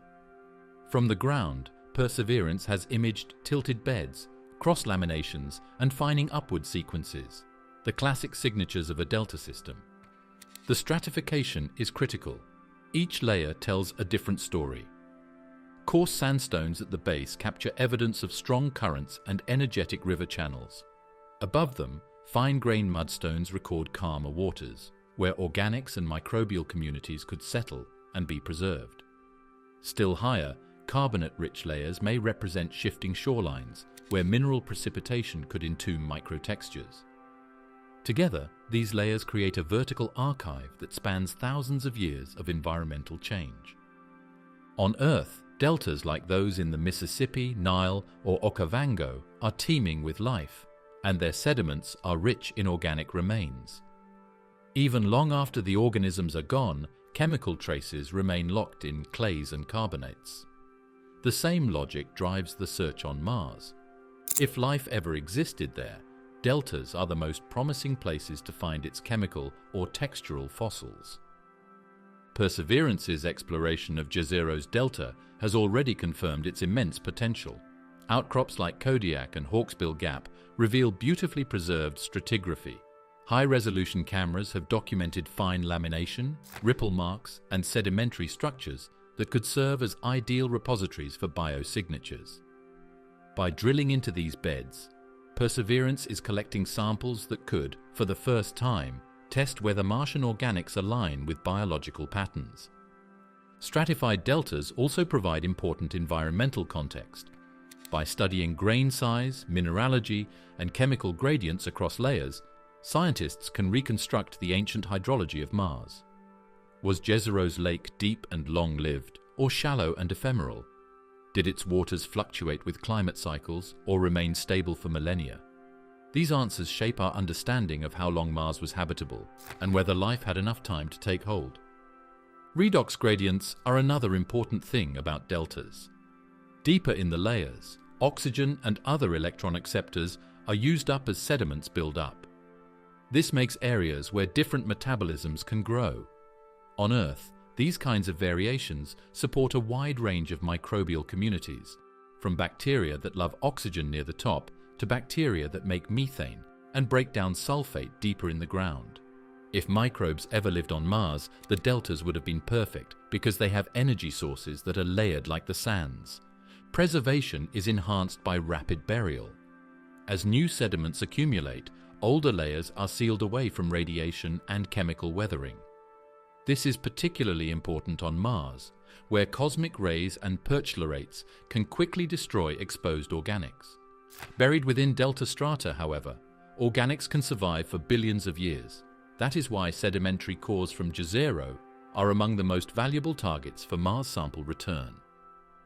But deltas aren't just about organics, they're also about time. By dating igneous rocks beneath or above the delta, scientists can anchor the chronology of deposition. Combined with sedimentary analysis, this can tell us when Mars had stable lakes and for how long. A delta that formed over millions of years suggests long-term climate stability. One that formed quickly hints at brief warm spells punctuating a colder climate. Either scenario has implications for the likelihood of life. Other deltas on Mars, like those in Eberswalder and Holden craters, can be used as comparisons. When seen from space, Eberswalder's delta is one of the most interesting because it has many well-preserved distributary channels and branches. Its shape shows that deltaic processes were not one-time events, even though no rover has been there. Mars used to have a network of river-lake systems that spread the same geological story across the whole planet. Radiation hazards for organics. Mars doesn't have a cover around it to protect it. Astronomical radiation from space and the sun's harsh ultraviolet rays don't reach Earth's surface because of its thick atmosphere and strong magnetic field. Mars, on the other hand, no longer has a magnetic field and has an atmosphere that is only 1% as thick as Earth's. That means that radiation hits the surface of Mars every day. This constant attack breaks apart biological molecules and makes it much harder to keep biosignatures than it is on Earth. Radiation comes in two main forms that matter for Mars: ultraviolet light and high-energy particles. Ultraviolet radiation penetrates directly to the surface, where it interacts with dust and rocks, splitting chemical bonds. For organic molecules, which are built from delicate carbon-based structures, UV is particularly destructive. Within hours or days of exposure, simple organics break down, leaving behind only fragments. Cosmic rays, charged particles from the Sun and beyond the solar system, are even more insidious. They slam into the surface, generating showers of secondary particles that can penetrate meters deep. Over millions of years, this radiation slowly erases chemical traces in the upper layers of soil and rock. Laboratory simulations have shown just how destructive this process is. Organic molecules exposed to Martian-like radiation conditions degrade rapidly, with half-lives measured in hundreds to thousands of years, not the billions of years that rocks can survive. This is one reason Viking's experiments in the 1970s may have struggled. Even if organics had once been present in the soil, surface radiation would have long since obliterated them. The only survivors would be molecules buried and shielded. That shielding effect is why drilling has become such a critical strategy. By sampling rocks just a few centimeters beneath the surface, rovers like Curiosity and Perseverance can access organics that have been protected from UV rays and at least partially from cosmic rays. But even there, the damage continues slowly. To reach material largely unaffected by radiation, scientists believe we may need to go deeper, meters underground, something that only future missions or specialized drills like those designed for the ExoMars rover can achieve. The strange makeup of Mars's dirt is also affected by radiation. UV light can give perchlorates and other reactive materials energy, which makes reactive oxygen species that break down organics faster. This makes two problems. Radiation not only breaks down molecules directly, but it also gets the Earth ready to chemically attack them. All of these things make the surface of Mars an unfriendly place for any living things that want to stay. Some environments on Mars provide natural protection. Rocks that formed in lakebeds or were quickly buried by sediments may shield organics inside. Craters that expose fresh rock can reveal layers that were hidden for billions of years. Even small grains within sediments may act as protective capsules, trapping organics away from radiation. Perseverance's discovery of carbon-bearing molecules locked in minerals is a testament to this possibility. Radiation also influences the search for modern life. If microbes exist today, they are unlikely to be on the surface, where DNA and proteins would be shredded in short order. Instead, they would hide in the subsurface, perhaps tens of meters down, where cosmic rays have less reach. Hydrothermal systems, groundwater pockets, or even salty brines beneath ice could offer refuges where life might still persist. This realization has shifted exploration priorities toward environments that can protect against radiation. Understanding the radiation hazard isn't just about science, it's also about human exploration. Astronauts on Mars would face much higher doses of cosmic radiation than on Earth. Long-term missions will require habitats shielded by thick layers of regolith or buried underground.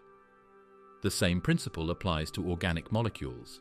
If we want to preserve them or find them, we have to look beneath the surface. Radiation is a problem on Mars that shows how fragile the balance is between finding and damage. So far, every organic molecule that has been found has lived against all chances, having been protected just enough to last for billions of years. That makes every finding even more valuable. It also makes the need for sample return even more clear.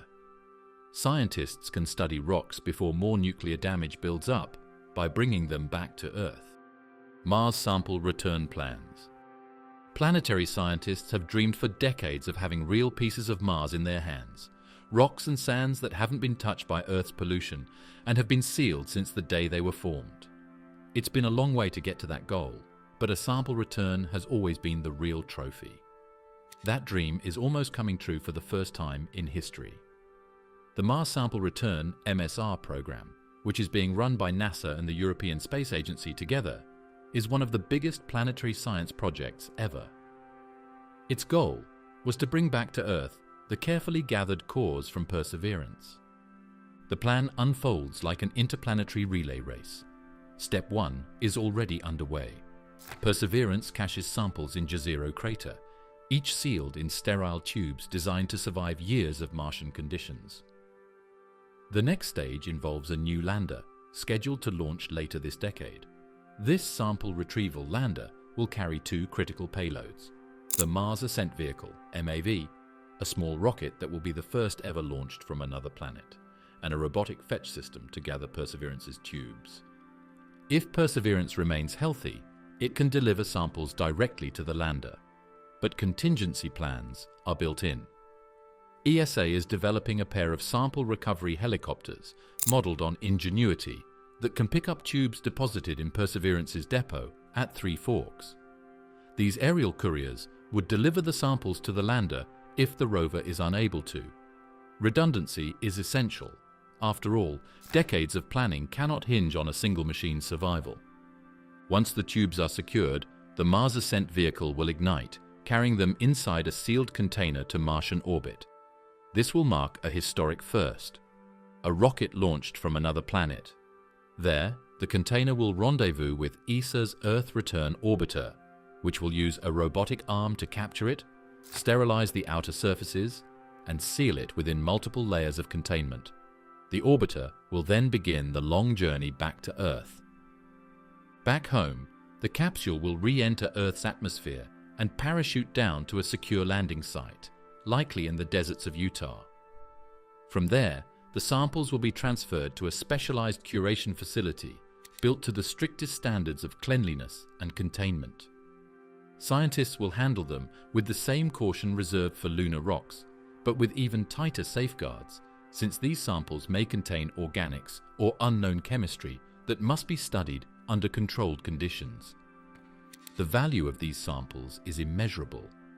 Laboratory instruments on Earth are orders of magnitude more powerful than anything that can be flown to Mars. High-resolution mass spectrometers, electron microscopes, synchrotrons, and isotope analyzers will probe the samples at scales far beyond Perseverance's capabilities. Researchers will look for organic molecules, isotopic fractionation, mineral inclusions, and microtextures that could indicate life. Even if no biosignatures are found, the rocks will unlock the timeline of Mars's climate, volcanism, and surface processes in unparalleled detail. The mission also sets a precedent for planetary protection. Strict protocols are being developed to ensure the samples pose no risk to Earth's biosphere. Multi-layered containers will keep the rocks isolated until scientists verify their contents. The process will mirror Apollo's quarantine procedures, but with far more advanced safeguards. The stakes are high, not just for science, but for public trust in planetary exploration. There are still problems. Due to its complexity, MSR is one of the most expensive space projects ever tried. In terms of size, it is on par with the James Webb Space Telescope. Problems with technology, limited funds, and changing schedules have already led to redesigns. But the project is still very important because it will help science so much. If it works, it will be a big step forward not only in exploring Mars, but also in the past of orbital science as a whole. Organic delivery by meteorites. Mars doesn't have all of its own chemicals. Asteroids, comets, and micrometeorites have been hitting Earth for billions of years. Each one brings its own carbon with it. Some of those hits brought simple organics, which are the same chemicals that can be found on Earth in early meteorites. Others may have brought complicated chemicals that were made in the cold chemistry of space between stars and kept alive in space junk. This steady flow of stuff from other planets brings up an important question. How much of the carbon that Perseverance and Curiosity find is really from Mars, and how much is from somewhere else? The idea isn't far-fetched. On Earth, carbonaceous chondrites like the Murchison meteorite are loaded with organics, amino acids, hydrocarbons, and even nuclear-based precursors. These meteorites show that the building blocks of life are not unique to Earth. They form naturally in space. During the late heavy bombardment more than 3.8 billion years ago, both Earth and Mars were bombarded by such objects. Mars, with its thinner atmosphere, may have preserved more of this material near the surface. If so, a portion of the carbon now locked in Martian rocks could be stardust chemistry rather than evidence of life. Impact delivery works in multiple ways. Large asteroids and comets slam into the surface, vaporizing some material, but also embedding organics in shocked rock. Smaller micrometeorites, which constantly pepper planets, enter the atmosphere gently enough that many organics survive. On Earth, micrometeorites deposit tens of thousands of tons of extraterrestrial carbon every year. On Mars, with a thinner atmosphere and no oceans to erode them, their contribution may be even greater relative to the planet's surface environment. But organics from space aren't immune to destruction. When they land on Mars's surface, they are exposed to radiation and perchlorate chemistry, the same hazards that challenge native organics. That means imported molecules must also be buried quickly to survive. The presence of organics inside ancient mudstones, as seen by Curiosity, could represent precisely this process. Carbon delivered by impacts, preserved in sediments, and protected from radiation. Disentangling imported organics from indigenous ones is a central challenge for astrobiology. Isotopic ratios can help. Carbon delivered by meteorites often has different isotopic signatures than carbon produced biologically. By measuring the ratios of carbon-12 to carbon-13 and even rarer isotopes like carbon-14, scientists can test whether organics came from abiotic space chemistry or from Martian life. Perseverance can't make those distinctions in situ, but Earth laboratories analyzing returned samples will. There's also the question of synergy. Perhaps meteorites didn't just deliver organics, but also seeded Mars with the precursors that its own geochemistry then modified. On Earth, some scientists argue that life's building blocks were jump-started by similar deliveries, with local chemistry completing the recipe. Mars may have followed the same path, a combination of cosmic ingredients and Martian processes creating a chemically fertile world. Comets make things more complicated.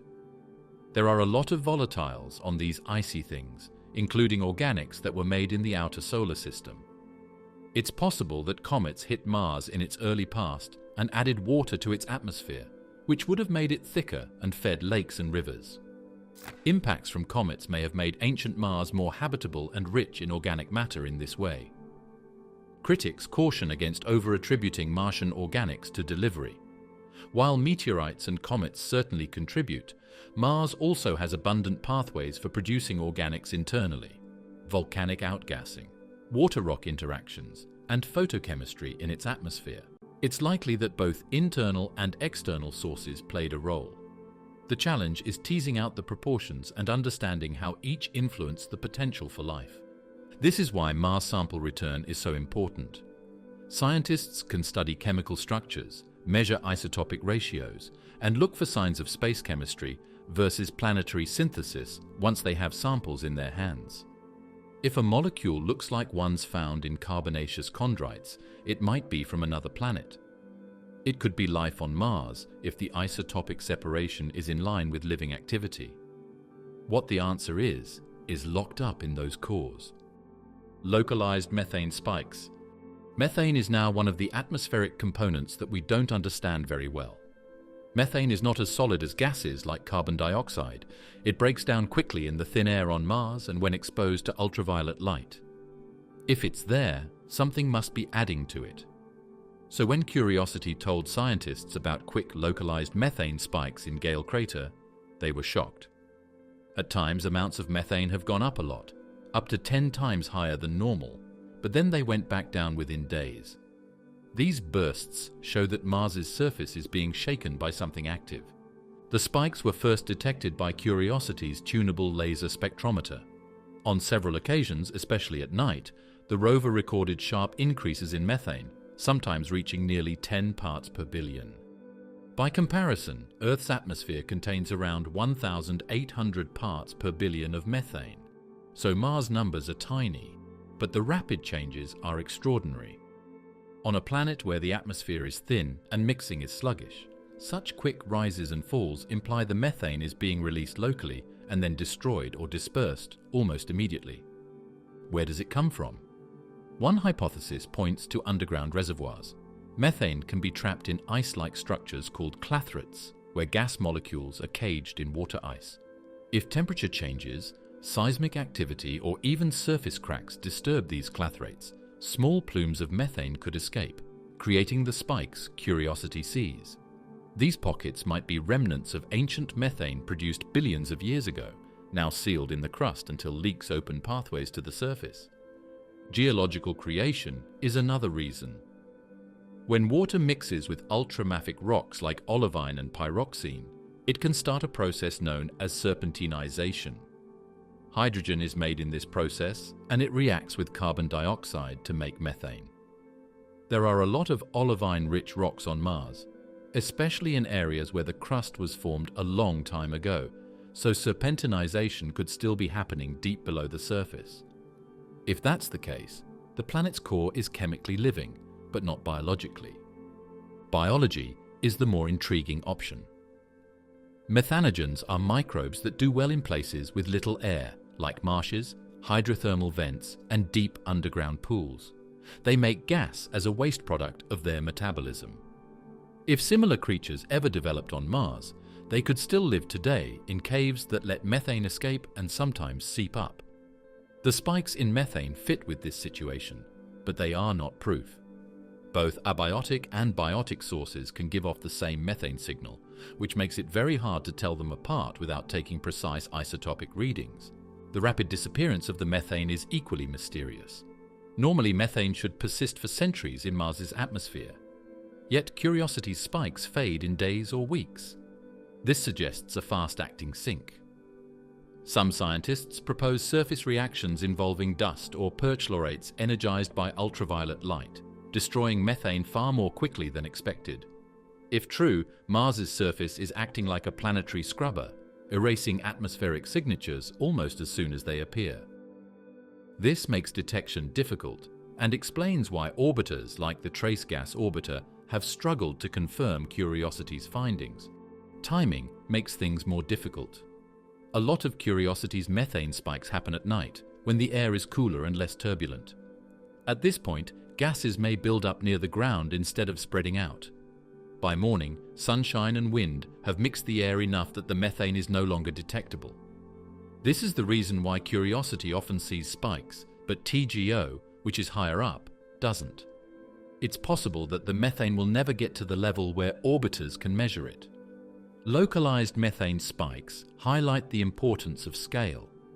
A rover sniffing ground-level air inside a crater can capture fleeting events that a global orbiter averages out.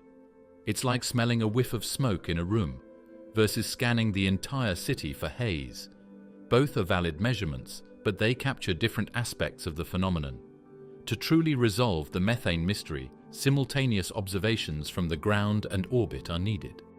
Sulfate-rich rocks. Sulfates are one of Mars' many useful minerals from a science point of view. Minerals that have been dissolved in water often leave behind these salts, which are high in sulfur and oxygen. On Earth, these kinds of places can be harsh. Think of dry salt flats or salty lakes. But they are also great at keeping biomarkers safe. So, Mars's sulfate-rich rocks are both a record of how water behaved in the past and a possible vault where organic materials or even living forms might still be found. The story of Martian sulfates began from orbit. Spectrometers on spacecraft like Mars Express and the Mars Reconnaissance Orbiter identified extensive sulfate deposits scattered across the planet.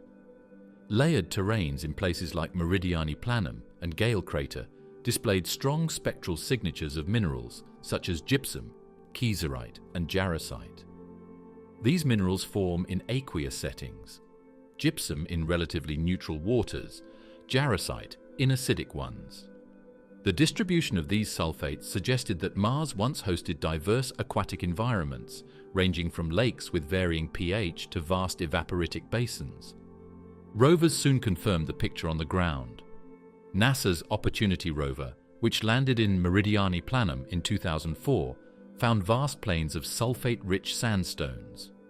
The presence of jarosite indicated acidic oxidizing water once flowed through or pooled there.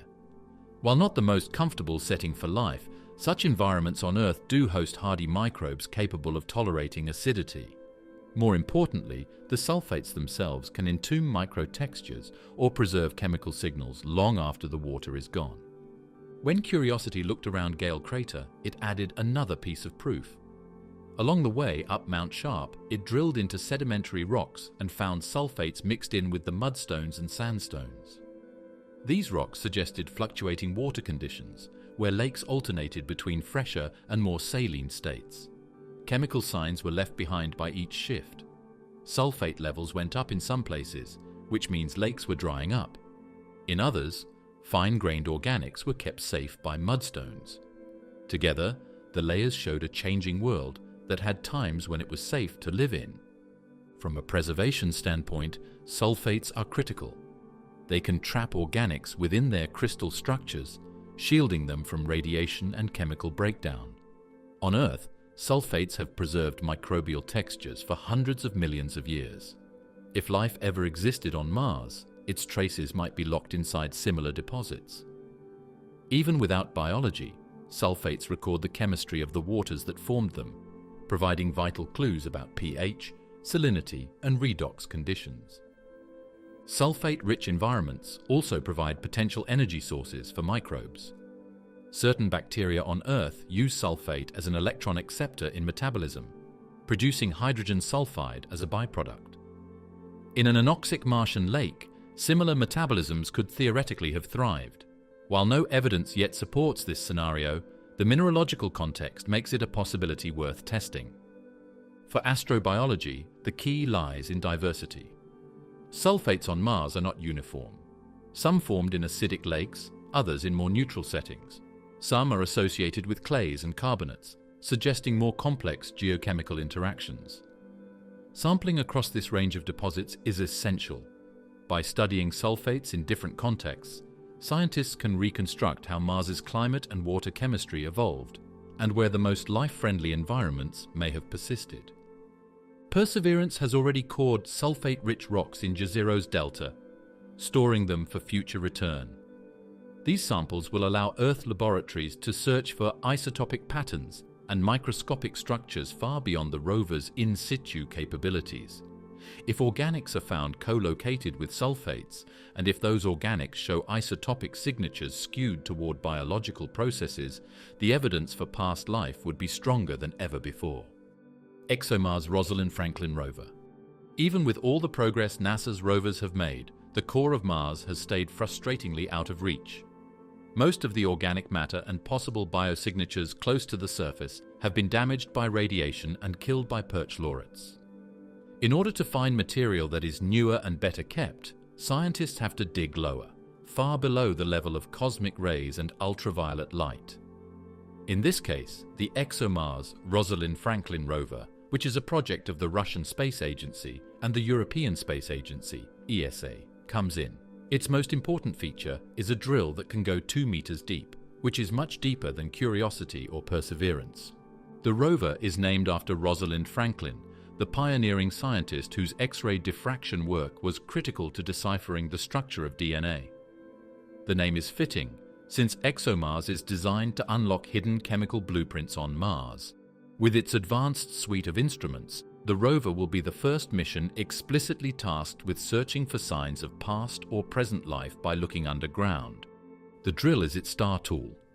While Perseverance cores about 6 centimeters, Rosalind Franklin's drill is designed to bite through regolith, dust and rock to depths where organics can survive largely intact.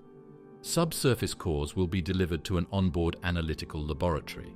This lab houses instruments such as MOMA, the Mars Organic Molecule Analyzer, which uses both gas chromatography mass spectrometry and laser desorption to identify organic compounds.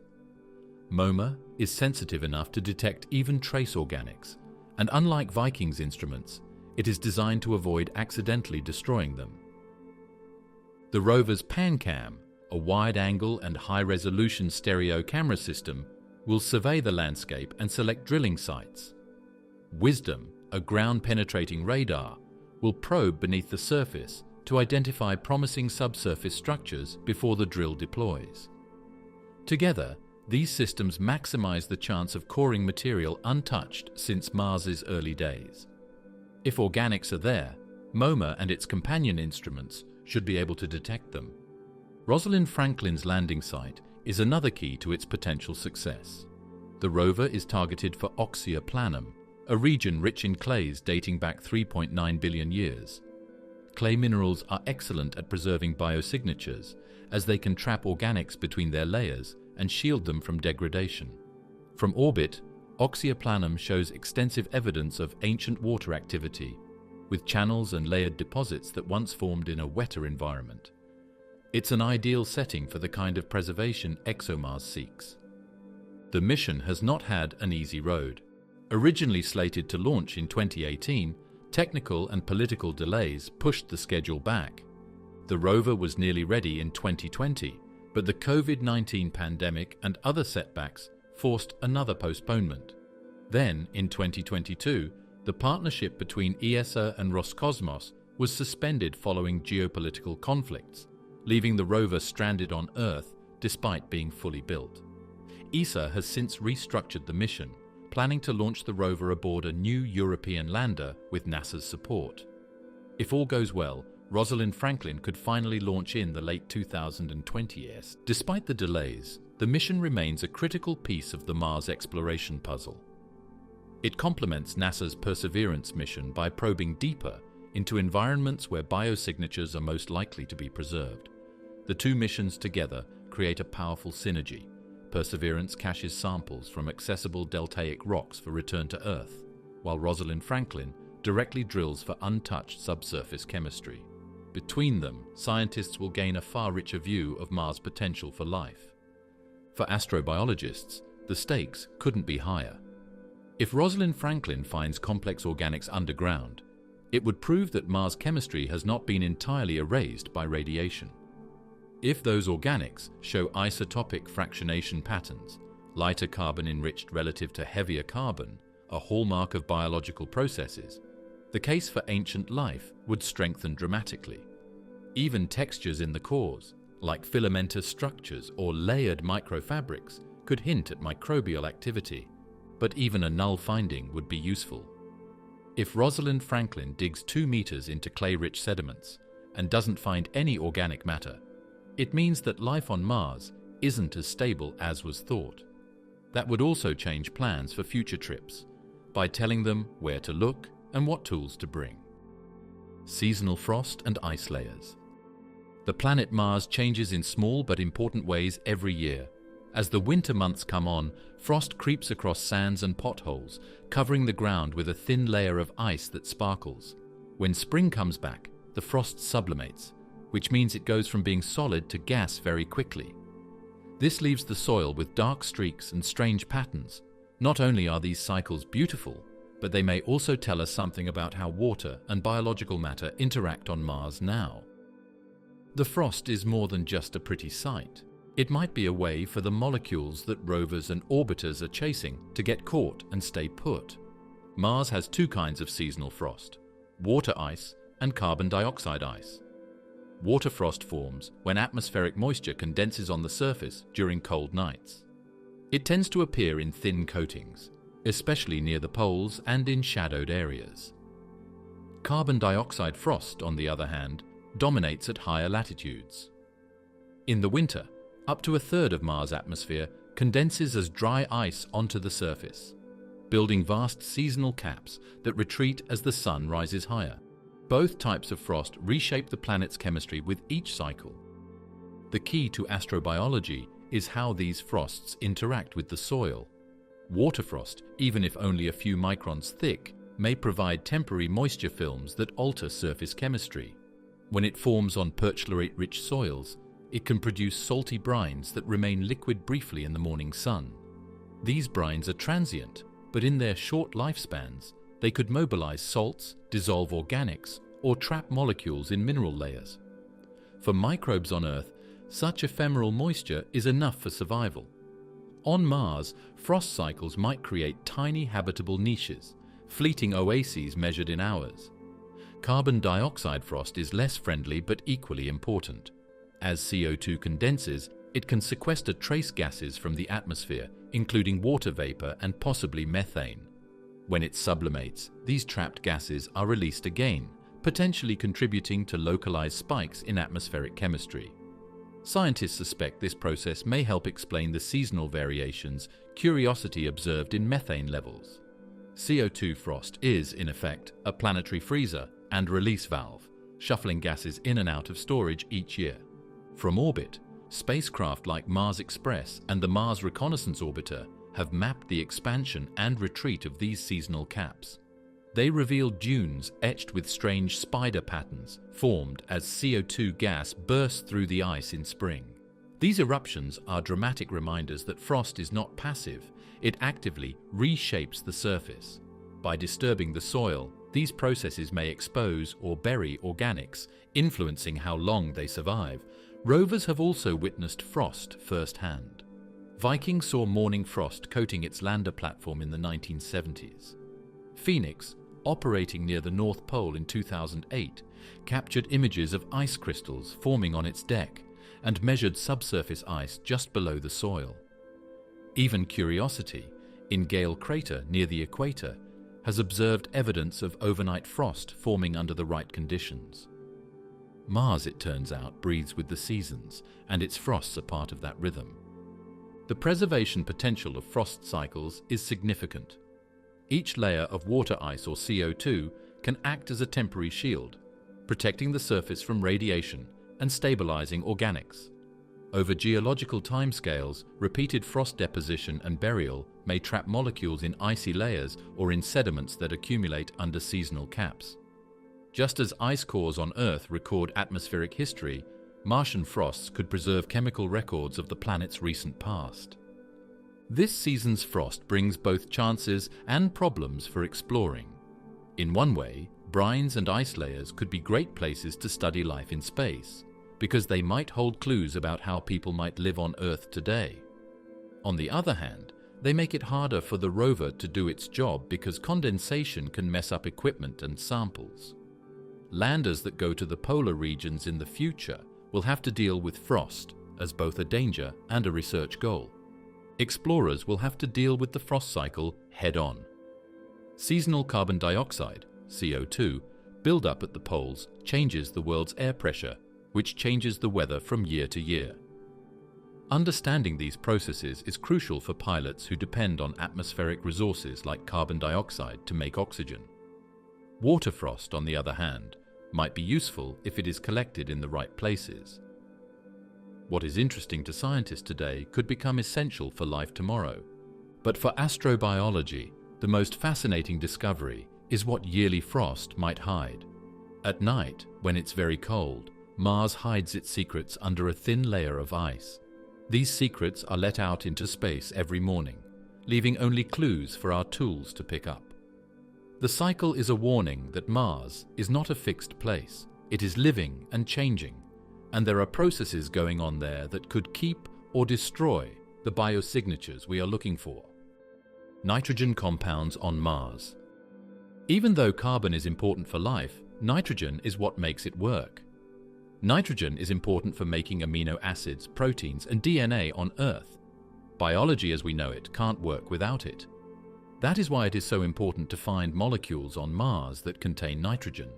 It shows that the red planet had more than just carbon and water. It also had access to something else that life needs. The breakthrough came from Curiosity's sample analysis at Mars, SAM instrument. When the rover heated samples of mudstone from Gale Crater, it detected nitrogen locked inside the rocks in the form of nitrates. These are stable, oxidized compounds of nitrogen, the same form used by plants and microbes on Earth as a nutrient. The amounts were small but significant, ranging from tens to hundreds of parts per million. Crucially, these nitrates appeared to be indigenous to Mars, not contamination from the rover or Earth. Why does this matter? On modern Mars, the atmosphere is dominated by nitrogen gas, but it's thin and inert. For life to use it, nitrogen must be fixed, converted into reactive forms like nitrates or ammonium. On Earth, lightning, volcanic activity, and microbes all help fix nitrogen. The nitrates in Gale Crater suggest that similar processes once operated on Mars. Lightning strikes in a denser atmosphere, shock heating from impacts, or even photochemical reactions could have produced these compounds billions of years ago. The presence of nitrates in ancient sediments is more than just a chemical curiosity. It confirms that Mars had the building blocks for proteins and nucleic acids. Alongside carbon, hydrogen, oxygen, phosphorus, and sulfur, the other key elements of life, nitrogen rounds out the recipe. Together, these discoveries make it clear that early Mars had all the raw materials biology would need. The fact that nitrates were preserved at all is also telling. Nitrogen is volatile and often escapes into space. Mars's thin atmosphere makes it even harder to retain, yet the nitrates Curiosity found were locked into mineral matrices, shielded from radiation and degradation. This preservation demonstrates that chemical nutrients could survive for billions of years, waiting for scientists to uncover them. Astrobiologists see another layer of intrigue. Nitrates can also serve as an energy source. On Earth, certain microbes use nitrate reduction as part of their metabolism, especially in oxygen-poor environments. if Martian microbes ever existed, they could have used nitrates in the same way, breathing them in place of oxygen. This possibility turns nitrates from passive ingredients into potential evidence of metabolic opportunities. The isotopic ratios of nitrogen provide further clues. Maven studies of the Martian atmosphere show enrichment in heavier isotopes of nitrogen, evidence that lighter nitrogen has been escaping to space for billions of years. This means that Mars once had much more nitrogen than it does today. A thicker nitrogen-rich atmosphere would have been critical for stabilizing liquid water and making the climate more habitable. The nitrates Curiosity detected are likely remnants of that earlier, more life-friendly era. Still, there are hidden truths. Are nitrates spread out widely on Mars, or are they more concentrated in some places? Were hits, lightning, or surface chemistry the main things that made them? And how easy would they have been for possible germs on Mars to get to? These questions might be answered by rovers and sample return trips that look at a wider range of layers in the future. For example, Perseverance is thought to store samples that could tell more about nitrogen chemistry when they are studied on Earth. UV light and perchlorate reactions. The surface of Mars is not only rough, it is also actively unfriendly to organic chemistry. Organic matter that lands on Earth's surface is quickly destroyed by the sun's strong ultraviolet UV rays and the planet's chemically reactive soils. After decades of research, one of the most important things we've learned is that UV light and perchlorates work together to destroy proof that could show if life ever existed on Mars. The Viking landers were the first to run into this problem in the 1970s. Their gas chromatograph mass spectrometer heated Martian soil samples to release organic molecules. Instead of finding the building blocks of life, the instrument came back with nothing. For years, the conclusion was grim. Mars was sterile, stripped of organics. But the discovery of perchlorates by the Phoenix lander in 2008 changed everything. These chlorine-rich salts, stable in cold conditions, become highly reactive when heated. Suddenly, Viking's null result looked different. The very act of heating the soil in the GCMS may have triggered perchlorates to destroy any organics that were present, releasing chlorine-bearing gases instead of preserving them. Follow-up experiments on Earth confirmed the suspicion. When scientists mixed perchlorates with simple organics and exposed them to Viking-like heating, the organics vanished. The reactions produced compounds like chlorobenzene, exactly the kinds of molecules Curiosity later found in Gale Crater. It was a revelation. Viking may not have failed to find organics. It may have burned them away before it could measure them. Perchlorates are only part of the story. UV light also plays a devastating role. Mars lacks an ozone layer, so UV radiation penetrates unfiltered to the surface. When UV rays strike perchlorate-rich soils, they generate reactive chlorine and oxygen species. These radicals aggressively attack organic molecules, breaking carbon bonds and leaving behind only oxidized fragments. The combined effect of UV and perchlorates is like a planetary sterilizer, scrubbing the surface clean of delicate organics. This helps explain why organics on Mars are so rare in exposed soils, yet detectable in protected rocks. When Curiosity drilled beneath the surface, into mudstones that had been shielded from radiation, it finally uncovered carbon-bearing compounds. Likewise, Perseverance's instruments detect organics within mineral matrices, where perchlorates and UV rays couldn't reach. These finds underline a critical lesson. To find biosignatures, we must look beneath the surface, into rocks and sediments that have been hidden from the destructive chemistry of Mars's surface environment. On Earth, certain microbes actually use them as part of their metabolism, breathing perchlorates in place of oxygen. In theory, Martian life could do the same. What makes perchlorates destructive to organics in one context could make them a potential energy source in another. They are both a hazard and a possibility, yet another example of Mars's paradoxical chemistry. For exploration, the UV perchlorate effect has reshaped strategy. Instruments like Sherlock on Perseverance and the upcoming Mars Organic Molecule Analyzer, MOMA, on the Rosalind Franklin rover are designed to detect organics without heating them, sidestepping the destructive reactions. Raman spectroscopy, laser desorption, and non-thermal extraction techniques are all part of this new approach. The lesson from Viking is clear. We can't risk destroying what we're looking for. What this means goes beyond Mars. Our search for life on other worlds and moons is helped by knowing how perchlorates and UV light affect each other. We'll need tools that are made for the chemistry of foreign worlds with thin atmospheres or reactive soils if they hide organics in the same way. In this way, Mars is a place where we can learn how to spot signs of life that are hidden by harsh conditions. Hydrogen maps from Mars Odyssey. In 2001, NASA sent the Mars Odyssey probe into space with a simple mission to map the surface of the planet and look for signs of water. What it found changed everything we thought we knew about the hidden stores on Mars. Odyssey used a gamma-ray spectrometer GRS suite to find hydrogen across large parts of the planet. This is a clear sign that water ice is hidden just below the surface. Mars was no longer just a dry desert all of a sudden. It had a huge frozen pond hidden under all the dirt and rock.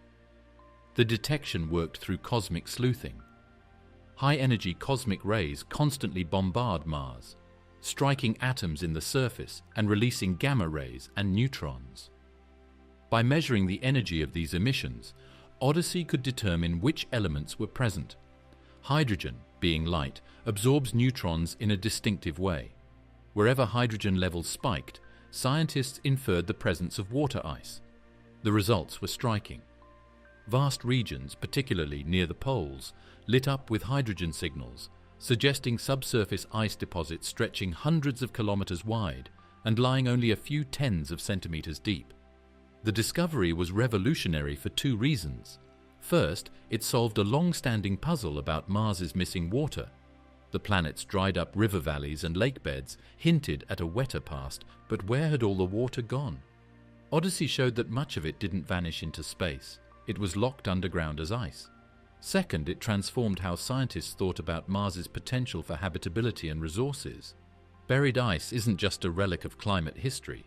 It's also a shielded environment where organics might persist, protected from radiation and destructive perchlorates. Follow-up missions confirmed Odyssey's findings. NASA's Phoenix lander, which touched down in 2008 near the North Pole, scraped shallow trenches and exposed bright white ice just a few centimeters below the soil. Within days, the ice sublimated in the thin atmosphere, proving it was water and not just a mineral. What Odyssey had seen from orbit, Phoenix touched with a robotic arm. Hydrogen maps also revealed surprising asymmetries. The southern hemisphere with its rougher terrain showed deeper and patchier deposits, while the north hosted more uniform shallow ice layers. This distribution reflects Mars's shifting climate cycles. As the planet tilts on its axis over hundreds of thousands of years, ice migrates between poles and mid-latitudes. Odyssey's data captured Mars in the middle of these cycles, with frozen water hiding just beneath a veneer of soil. For astrobiology, the implications are enormous. Subsurface ice could preserve ancient biosignatures, shielded from cosmic rays. It might also hold chemical clues to past climate conditions, much like ice cores on Earth record our planet's history. If microbial life ever retreated underground as Mars dried, icy pockets could still serve as refuges. Even if life never took root, these ices lock away stories of the planet's changing environment, stories only accessible by digging. For future human exploration, the significance is even more practical. Subsurface ice is the most accessible water resource for astronauts.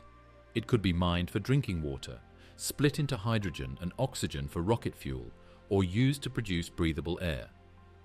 This makes hydrogen maps from Odyssey a roadmap for future landing sites. Regions with shallow ice are prime candidates for bases, as they provide both science targets and survival resources. NASA's current planning for crewed missions to Mars relies heavily on these findings. Odyssey's finding also changed how people look for dynamic processes. Seasonal monitoring showed small changes in hydrogen levels, which suggests that near-surface ice may be moving, melting in the summer, and freezing again in the winter. If this is true, then Mars is still trading water between its atmosphere, surface, and deep layers. This kind of activity would make the planet much more active than was thought before, and it might change how we think about things that happen on Earth today, like repeated slope lineae or changes in methane levels. Possible subglacial lakes. In 2018, experts told the Mars community about a finding that made everyone very excited. Radar echoes from the European Space Agency's Mars Express probe showed that there might be a body of liquid water trapped under more than a kilometer of ice under the South Polar ice cap. It would be the first time that a steady liquid lake has been found on modern Mars. This could be a place where life could survive in a world that is normally very dangerous. The finding came from Mars Express's MARSIS instrument, a radar sounder designed to peer beneath the surface. When radar waves hit layers of rock, dust, or ice, they reflect back with different intensities. In Antarctica and Greenland, similar techniques are used to detect subglacial lakes. On Mars, MARSIS recorded unusually bright reflections at a depth of about 1.5 kilometers under the South Polar layered deposits. The brightness suggested a highly reflective interface consistent with liquid water beneath ice. At first, the results seemed to confirm what many had long suspected, that salty brines could exist underground on Mars, insulated by ice and warmed by geothermal heat. Perchlorate salts, abundant on the planet, can lower the freezing point of water dramatically. Combined with pressure from overlying ice, this could allow brines to remain liquid even at temperatures as low as 70 degrees Celsius. On Earth, extremophile microbes thrive in similar environments. Briny subglacial lakes sealed off from sunlight for millions of years. Could Mars harbor something similar? The announcement made global headlines, but the interpretation quickly came under scrutiny. Some researchers argued that the radar reflections could be explained by other processes. Clay-rich sediments, volcanic deposits, or even unusual arrangements of frozen carbon dioxide might produce similar bright signals. Follow-up radar studies revealed multiple reflective patches in the polar cap, raising the question, are these all lakes, or are we misinterpreting the data? To test the hypothesis, scientists ran simulations and lab experiments. They found that for briny water to remain stable under those conditions, the salts would need to be extremely concentrated, so concentrated that the environment might be too hostile for life. Others countered that even hypersaline brines on Earth still support microbial communities, such as in Don Juan Pond in Antarctica or the Dead Sea. Life, they argued, could persist in niches we once thought impossible.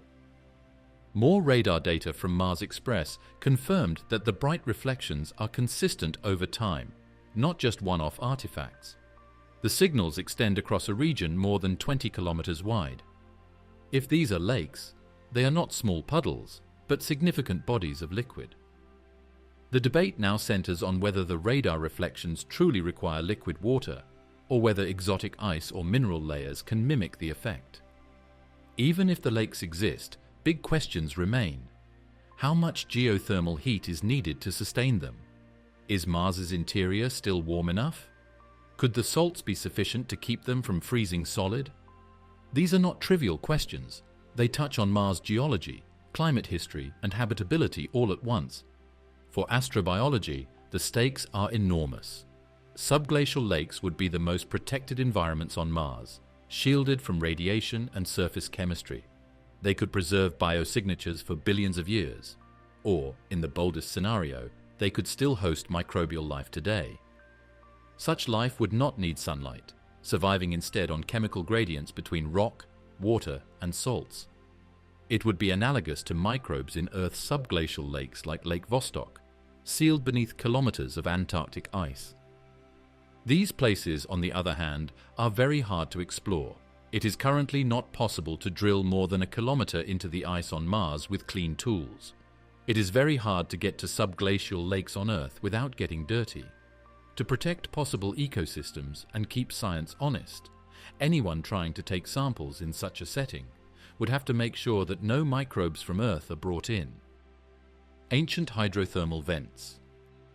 When scientists look for where life on Earth began, volcanic vents are often the first thing they find.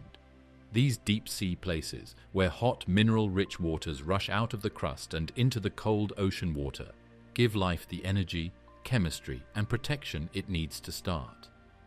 Mars may have had its own geothermal processes billions of years ago. If it did, they could have been great places for life to start, supporting microbial communities in a world that would have been otherwise unfriendly. Evidence for Martian hydrothermal activity comes from multiple sources. Orbiters have identified deposits of minerals such as serpentine, silica, and sulfates in ancient terrains, minerals that typically form when hot water interacts with rock. Craters with central uplifts show alteration signatures consistent with hydrothermal circulation triggered by impacts. Volcanic provinces like Tharsis and Elysium, with their immense lava flows, would have generated heat as magma intruded into groundwater systems. Everywhere scientists look, they find hints that Mars once mixed heat and water deep beneath its crust. One great example is found in the Neely Fosse area, where orbiters have found rocks that are serpentinized. When water mixes with ultramafic rocks like olivine on Earth, hydrogen is made. This is called serpentinization. This hydrogen can join with carbon dioxide to make methane, or it can be used by bacteria as a direct source of energy. These kinds of processes might have driven life below Mars, like how microbes today live off of hydrothermal chemistry near Earth's vents. Hydrothermal systems also create silica deposits. Curiosity discovered opaline silica in Gale Crater, evidence of past hot spring environments. On Earth, silica precipitates around hot springs often preserve microbial textures, locking delicate structures into stone. If Mars's silica deposits formed in a similar way, they may hold fossilized biosignatures, waiting for careful examination under a microscope. Impacts open up another way. A lot of energy was released when big asteroids hit Mars. It was enough to melt rock and turn water into steam. As the holes cooled, hot water would have rushed through the broken crust, making short-lived but powerful hot water systems. These places where the impact happened could have been home for thousands of years, providing warm, mineral-rich places to live. Similar systems are thought to have supported microbial life on Earth soon after the late heavy bombardment. Mars might have done the same thing. The astrobiological potential of hydrothermal vents lies in their energy gradients. Where hot, reduced fluids meet colder, oxidized waters, chemical disequilibria arise. Microbes exploit these gradients as energy sources, fueling metabolisms from hydrogen oxidation to sulfate reduction. If Mars had comparable systems, they would have been among the most favorable habitats for life. Unlike surface lakes, which depend on climate stability, hydrothermal systems are driven by heat from the crust. They could persist underground long after surface water vanished. Geologically, hydrothermal systems leave strong fingerprints. Altered minerals, carbonate veins, and silica sinters are all markers. Several Martian meteorites contain carbonate-filled fractures that may have formed in hydrothermal settings. Rover missions have imaged veins of calcium sulfate running through rocks, formed as mineral-rich fluids once coursed through cracks. These are silent testimonies that Mars' crust was not static but alive with circulation. For the search for life, hydrothermal vents offer more than habitability. They offer preservation. On Earth, hydrothermal minerals often encapsulate biosignatures, freezing them in crystalline time capsules. Carbonates can trap isotopic ratios, while silica can entomb microbial textures. On Mars, where radiation and oxidation scour the surface, these mineral shields are crucial. Samples from ancient hydrothermal zones could be the best hope of finding recognizable traces of past life. Exploration strategies are increasingly tuned to this possibility. Perseverance has already examined carbonate-rich outcrops in Jezero crater that may have hydrothermal origins.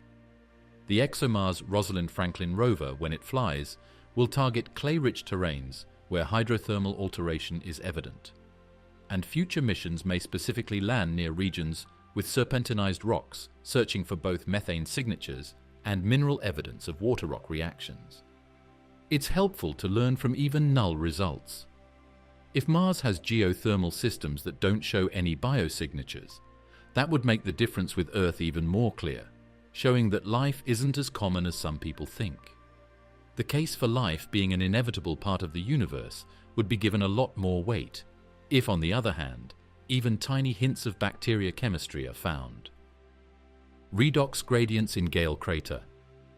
When Curiosity landed in Gale Crater in 2012, one of its main goals was to figure out what the weather was like on Mars in the past. The robot found more than just water. It also found energy gradients, which are chemical differences that bacteria could have used to their advantage. Some places on Earth have a lot of electrons to give away, while other places want to take them. This is where life grows. Mars kept those same patterns in stone in Gale Crater, a quiet record of the energy that might have been available to life on Mars in the past. The discovery came as Curiosity drilled into ancient mudstones and sandstones at Yellowknife Bay and later along Mount Sharp. Analyses showed the rocks contained a mix of oxidized and reduced minerals. For example, iron appeared in two states: reduced Fe2+, and oxidized Fe3+. Sulfur too showed variation, with sulfides and sulfates coexisting in the same layers.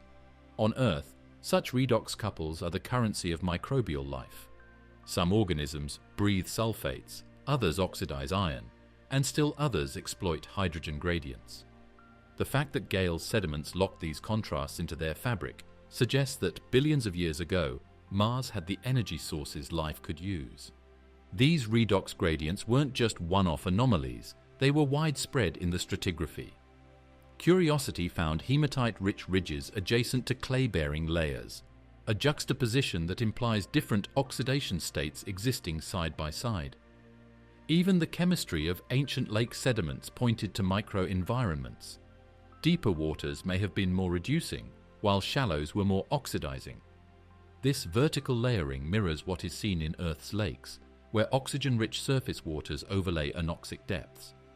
Each layer supports different microbial communities. Gale Crater's rocks suggest a similar potential existed on Mars. The story becomes even more compelling when linked to methane. Some redox reactions in Curiosity's samples resemble the kinds of processes that, on Earth, produce or consume methane. If Mars once had microbial life, redox gradients could have powered metabolisms that generated methane, perhaps leaving echoes still visible in the planet's atmosphere today.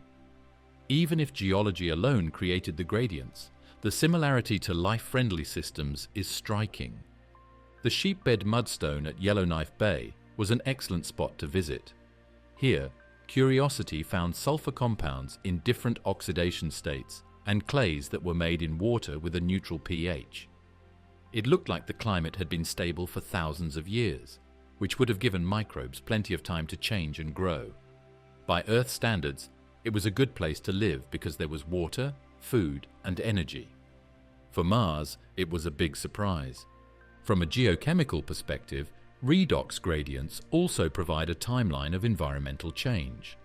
As Mars lost its atmosphere and surface water, oxidation became more dominant. The transition from reduced to oxidized minerals in Gale's stratigraphy records this shift. It's not just a snapshot of habitability. It's a diary of how Mars gradually became less friendly to life. The preservation of these gradients is a stroke of luck. Radiation and perchlorates on the surface can destroy delicate organics, but mineral oxidation states are robust.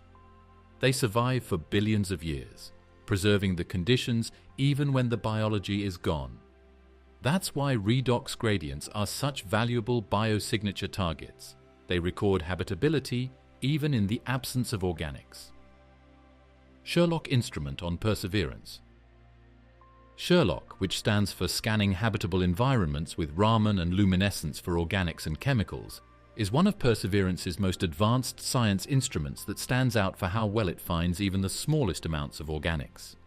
Sherlock is a detective's magnifying glass that is attached to the rover's robotic arm and was made to look for signs of complex carbon compounds in rocks and soils on Mars. Viking's heating tests were very damaging, but Sherlock uses ultraviolet UV lasers, which are a kinder way to get molecules to show themselves without burning them away. Here's how it works. Sherlock shines a deep UV laser onto rock surfaces. Some molecules scatter that light in unique ways, producing Raman spectra, fingerprints of their chemical bonds. Others fluoresce, glowing faintly as the laser excites their electrons. By analyzing both, Sherlock can identify specific organics and map their distribution across a rock surface. It doesn't just say yes or no to organics, it shows exactly where they are and what minerals they're associated with. That spatial context is critical for distinguishing between contamination, random chemistry, and genuine biosignatures. Early in Perseverance's mission, Sherlock scored important finds. On abraded patches of rock, it detected aromatic carbon compounds, stable molecules made of ring-shaped carbon structures. These aren't necessarily biological, but their survival in rocks more than 3.5 billion years old shows that Mars geology has protected organics better than expected. Even more promising, Sherlock spotted organics linked with sulfate and carbonate minerals. On Earth, such associations are excellent environments for biosignature preservation.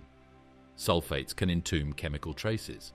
Carbonates can record isotopic signals of biological processes. Sherlock doesn't operate alone. It works hand in hand with Watson, a camera mounted alongside it. As Sherlock maps organics, Watson takes high-resolution images of textures and features at the same sites. Together, they create a detailed picture, organics glowing under UV light, pinned to specific mineral grains, embedded in recognizable rock structures. This contextual richness transforms a chemical blip into a scientific story. Another strength of Sherlock is its non-destructive analysis. The rocks it studies remain intact, allowing those same sites to be targeted for coring and caching. When Perseverance stores these samples for return to Earth, Sherlock's data provides a roadmap. Scientists will know exactly which cores are most promising for biosignature testing, greatly increasing the odds of breakthrough discoveries once the rocks reach Earth labs. The instrument is also a safeguard against false positives. Organics can form abiotically in many ways, delivered by meteorites, synthesized by water rock reactions, or preserved as photochemical products. By linking organics with specific mineral contexts, Sherlock helps rule out purely abiotic origins. For example, organics tightly associated with evaporitic sulfates might suggest concentration in ancient lakebeds, while those with carbonates at old shorelines could point toward more biologically friendly conditions. The engineering of Sherlock reflects lessons learned from earlier missions. Viking's instruments unintentionally destroyed organics. Curiosity's SAM required heating that could scramble delicate molecules. Sherlock avoids both pitfalls. Its UV laser is tuned to detect even fragile aromatic structures, making it one of the most sensitive organic detectors ever sent to another planet. It's important for more than just Mars. Future trips to icy moons like Europa and Enceladus may bring instruments that can find biosignatures that are hiding in the ice or salts. Sherlock is a model for these instruments. We will use the skills we learn here to improve how we look for organics all over the solar system. For Perseverance, Sherlock has already proven something very important. Organics can live on Mars in a variety of geological settings. It's still not known if these come from living things, but the fact that they are there makes sample return more important. When those rocks get to Earth, experts will use Sherlock's maps to find the best places to look for them. Isotopic ratios in carbon. Scientists don't just look for chemicals when they want to find proof of life, they also look for trends. Isotopic research is one of the best ways to tell the difference between biology and chemistry. Carbon is the building block of all living things. It has different forms, mostly carbon-12, which is lighter, and carbon-13, which is a little heavy. Living things on Earth always choose carbon-12 because it uses less energy to process. Because of this, samples from biological processes often have more carbon-12 than samples from purely abiotic processes. Finding this kind of separation on Mars could be the proof that astrobiologists have been looking for. Curiosity's sample analysis at Mars, SAM instrument, offered the first tantalizing glimpse of this possibility. In 2021, researchers reported unusual carbon isotope ratios in some of Gale Crater's rock samples. In certain cases, the carbon was enriched in carbon-12 to a degree that on Earth would immediately be interpreted as a biological signal. But Mars is not Earth, and other explanations are possible. Ultraviolet light interacting with carbon dioxide in the atmosphere can also fractionate isotopes. Meteorites and interstellar dust, which deliver organics to planets, sometimes carry their own isotopic quirks. The puzzle is that the data don't fit neatly into any single explanation, abiotic or biotic. This lack of clarity shows both the promise and the difficulty of isotopes. They are a strong biosignature, but only when understood in the right way. That's why the purpose of perseverance is so important. The rover stores rocks that contain clays, carbonates, and sulfates so that labs on Earth can use tools that are much more sensitive than anything on Mars to study isotopic ratios. They will be able to measure isotopes at the level of individual material grains with nanoscale secondary ion mass spectrometers, synchrotron-based X-ray probes, and atom probe tomography. That information is what lets us know if strange numbers are caused by alien life or strange Martian chemistry. The preservation environment matters just as much as the measurements. Carbonates are especially prized because they can trap isotopic signatures at the moment of formation, locking in a snapshot of the carbon cycle. On Earth, carbonates often preserve evidence of microbial activity through lighter isotope ratios. If Martian carbonates show similar patterns, particularly in rocks that also contain organics, the case for ancient life would grow dramatically stronger. Redox gradients also intersect with isotopes. If microbes once lived in Gale Crater or Jezero, they might have cycled carbon between oxidized and reduced forms, leaving fractionation trails across layers of sediment. An igneous rock showing unusual isotopes would point to non-biological processes, while a fine-grained mudstone layered with organics might suggest a biological origin. It's not just the ratios, but their context within the rock record that tells the story. Meteorite studies add a fresh angle. Some scientists think that the carbon isotope values on rocks from Mars that have been found on Earth, like the famous Allen Hills 84001, could be signs of life. Others say they show artificial processes happening during volcanic change. The argument goes on, but it shows how isotope hints can lead to decades of research. When pure samples from Mars are brought back, there will be less contamination and uncertainty, which will lead to clearer explanations. Atmospheric research is linked to the look for isotope fractionation. With its findings, Maven has already shown that Mars's atmosphere has more heavy isotopes, which is a sign of atmospheric escape. It might be possible to figure out how Mars's carbon cycle changed over time by comparing these atmospheric fingerprints with isotopes that are locked up in rocks. Did life on Mars once use biological and physical feedback loops to move carbon around like life on Earth does? Or has the story of its carbon always been based only on geology? Planet-wide dust storm chemistry. Mars is famous for its dust storms, which are huge storms that cover the whole planet and can block the sun for weeks at a time. Not only are these storms interesting to study from a weather point of view, but they are also chemical engines that change the shape of the atmosphere and surface in ways that could affect the survival or destruction of living things. To read biosignatures and plan for future research, we need to know how dust storms change the chemistry of Mars. The storms begin locally, often as small dust devils that spin across the surface. Under the right conditions, these grow into regional storms, and sometimes they merge into global events.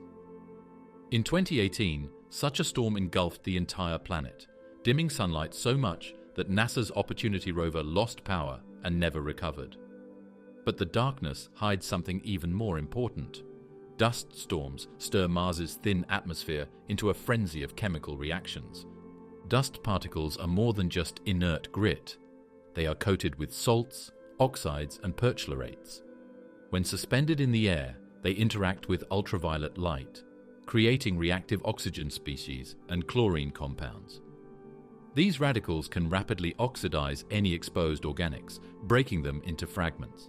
In effect, every dust storm is a planet-wide sterilization pulse, scouring the surface clean. For astrobiologists, this means that surface organics are not just rare, they are actively erased by Mars' climate. Storms also redistribute volatiles. Water vapor trapped in the soil can be lofted into the atmosphere, where it breaks apart under UV radiation, contributing to hydrogen escape into space. Similarly, trace gases like methane may be mixed to higher altitudes or broken down faster than expected. Some scientists propose that dust storm chemistry could help explain the puzzling methane spikes and disappearances recorded by Curiosity and other missions. The storms may act like giant scrubbers, accelerating reactions that destroy methane before orbiters can detect it. Shock waves are a further substantial effect. When dust particles hit each other in strong winds, they build up electric charges. Scientists have shown in the lab that this can start chemical processes that make oxidants like hydrogen peroxide. These oxidants rise to the top with the dust and add chemicals to the soil that break down organic matter even more. Multiple storms could have covered Mars with chemically reactive dust over billions of years, making the planet unfriendly. Despite their destructive power, dust storms also highlight possible niches for habitability. In sheltered areas, inside rocks, beneath dust crusts, or under seasonal frost, organics may survive precisely because storms can't reach them. The contrast between exposed surfaces and protected microenvironments is stark. By scouring the planet so thoroughly, dust storms ensure that only the most shielded organics endure, narrowing the search to specific geologic settings. Dust storms pose both a hazard and a scientific opportunity. Rovers and landers must contend with reduced solar power, as Opportunity's fate demonstrated. Future human explorers will need habitats and energy systems resilient against weeks of darkness. But scientifically, storms offer a chance to study Mars's active chemistry in real time. Instruments on orbiters and rovers can monitor how gases, dust, and surface reflectance change as storms evolve, providing insight into how Mars's climate still shapes its surface today. Odyssey and Mars Reconnaissance Orbiter have shown that storms redistribute dust globally, depositing it in layers that preserve climate history. Just as Earth's ice cores record past atmospheric changes, Martian dust layers may archive storm-driven chemistry over millions of years. Drilling into these layers could reveal how the planet's oxidizing environment intensified over time. Human research plans are also changed by dust storms. Stormy areas might not be good places for solar-powered projects, but they are great places to study the current climate. At the same time, areas with lots of ice and dust may be more solid than areas that are open to the elements, providing both supplies and the chance to survive. Odyssey's hydrogen maps and Perseverance's pictures of dust buildup are very important for figuring out these kinds of trade-offs. Martian meteorites on Earth. A lot of time had passed since the last time rovers hit Mars dirt before those probes did. Dozens of meteors found on Earth have been linked to impacts on Mars in the past that sent pieces of rock into space. It took millions of years for these pieces to drift through the solar system and land on deserts, ice fields, and rocky plains on Earth. They are called Martian meteorites, and until NASA's sample return mission works, they are the only direct examples we have of Mars. They have also been at the center of some of the most heated arguments about life beyond Earth. The identification of Martian meteorites relies on chemistry. Their trapped gas bubbles match the composition of Mars's atmosphere as measured by the Viking landers in the 1970s. This airtight fingerprint confirmed their origin. Since then, over 300 Martian meteorites have been catalogued, belonging to three main groups: Shergottites, Narclites, and Chassignites. Together, these samples cover volcanic, igneous, and altered rocks from Mars' crust. Perhaps the most famous specimen is Allen Hill's 84001, nicknamed ALH by scientists. Discovered in Antarctica in 1984, it became the center of a storm in 1996, when a NASA team announced it contained possible microfossils and chemical traces of life. Tiny carbonate globules inside the rock appeared to hold structures resembling bacterial cells. Additional analyses revealed magnetite crystals and polycyclic aromatic hydrocarbons that some argued were consistent with biological activity. The announcement made global headlines. President Bill Clinton even addressed the nation about it. For a moment, the world believed life on Mars had been found. But doubt came quickly after. A lot of the supposed biosignatures could have been caused by things that aren't living. Mineral objects could be what the microstructures are. It is possible for magnetite to form through inorganic chemistry. It's possible that the fuels come from Earth. Over time, most scientists moved towards explanations that were not organic. Even so, the argument was never really over. ALH is still a touchstone that shows how tough and exciting the search for life can be. Other meteorites have added their own twists. The Naklites, for example, crystallized about 1.3 billion years ago and show evidence of aqueous alteration, water interacting with the rocks long after they formed. Some contain clays and carbonates, hinting at liquid water flowing through fractures. Traces of organics have also been reported, though whether they are indigenous or contaminants remains debated. Each discovery underscores the dual challenge of working with meteorites. They are invaluable records of Mars, but their long journey through space and time complicates interpretation. Isotopic analyses of Martian meteorites have revealed surprising details about the planet's interior. Ratios of noble gases, hydrogen and carbon match Mars' atmosphere and mantle, giving insight into its volcanic and climatic history. Some meteorites even show evidence of shock metamorphism, changes caused by the violent impacts that blasted them into space. These scars are not just curiosities. They help reconstruct Mars's bombardment history and its potential for habitability during those chaotic epochs. Meteorites provide both promise and caution. On the one hand, they show that Martian rocks can preserve organics and mineral textures for billions of years, even surviving ejection and re-entry. On the other hand, contamination on Earth is an ever-present risk. Once a meteorite lands, it can absorb terrestrial microbes, moisture, and organics, muddying the signal. That's why pristine Mars sample return cores are so vital. They will avoid this ambiguity. Even so, meteors are very important. They let scientists try lab methods ahead of time, getting ready for the day when samples from Mars come back. They also show that it is possible for worlds to trade materials with each other. If rocks can go from Mars to Earth, they can also go the other way. This brings up a very interesting idea. Could early life have moved from one planet to another through meteorites? This is called lithopanspermia. It's possible that life didn't stay on one world after it started. Panspermia possibilities. Astrobiology has some very bold ideas. One of them is that life might not always begin from scratch on every world. To get around, it can hitchhike across the solar system on rocks that were blasted from one world to another. Panspermia is the idea that life could move from one world to another like seeds on the wind. For Earth and Mars, the chance is more than just a thought. Impacts on both planets are strong enough to send rocks into space. These rocks can cross the gap between the two worlds and have. We know this because Martian meteorites sit in our collections today. If rocks can move from Mars to Earth, then Earth rocks could just as easily have landed on Mars. During the late heavy bombardment, around 4 billion years ago, asteroid impacts were frequent and violent. Earth, rich with oceans and newly forming microbial life, would have been struck repeatedly, hurling debris skyward. Some of that debris likely reached Mars. If microbial life already existed here, some could have hitched a ride. Shielded inside rock fragments, microbes can, in principle, survive the shocks of ejection, years or decades drifting in space, and the fiery plunge through another atmosphere. Experiments support this possibility. Hardy microorganisms such as Deinococcus radiodurans have shown they can endure intense radiation, desiccation, and vacuum, conditions similar to interplanetary space. Spores encased within rock or ice could be even better protected. Studies of meteorite impact suggest that pressures and heating, while extreme, may not sterilize every fragment. Deep inside, life could survive. This means the basic mechanics of panspermia are plausible.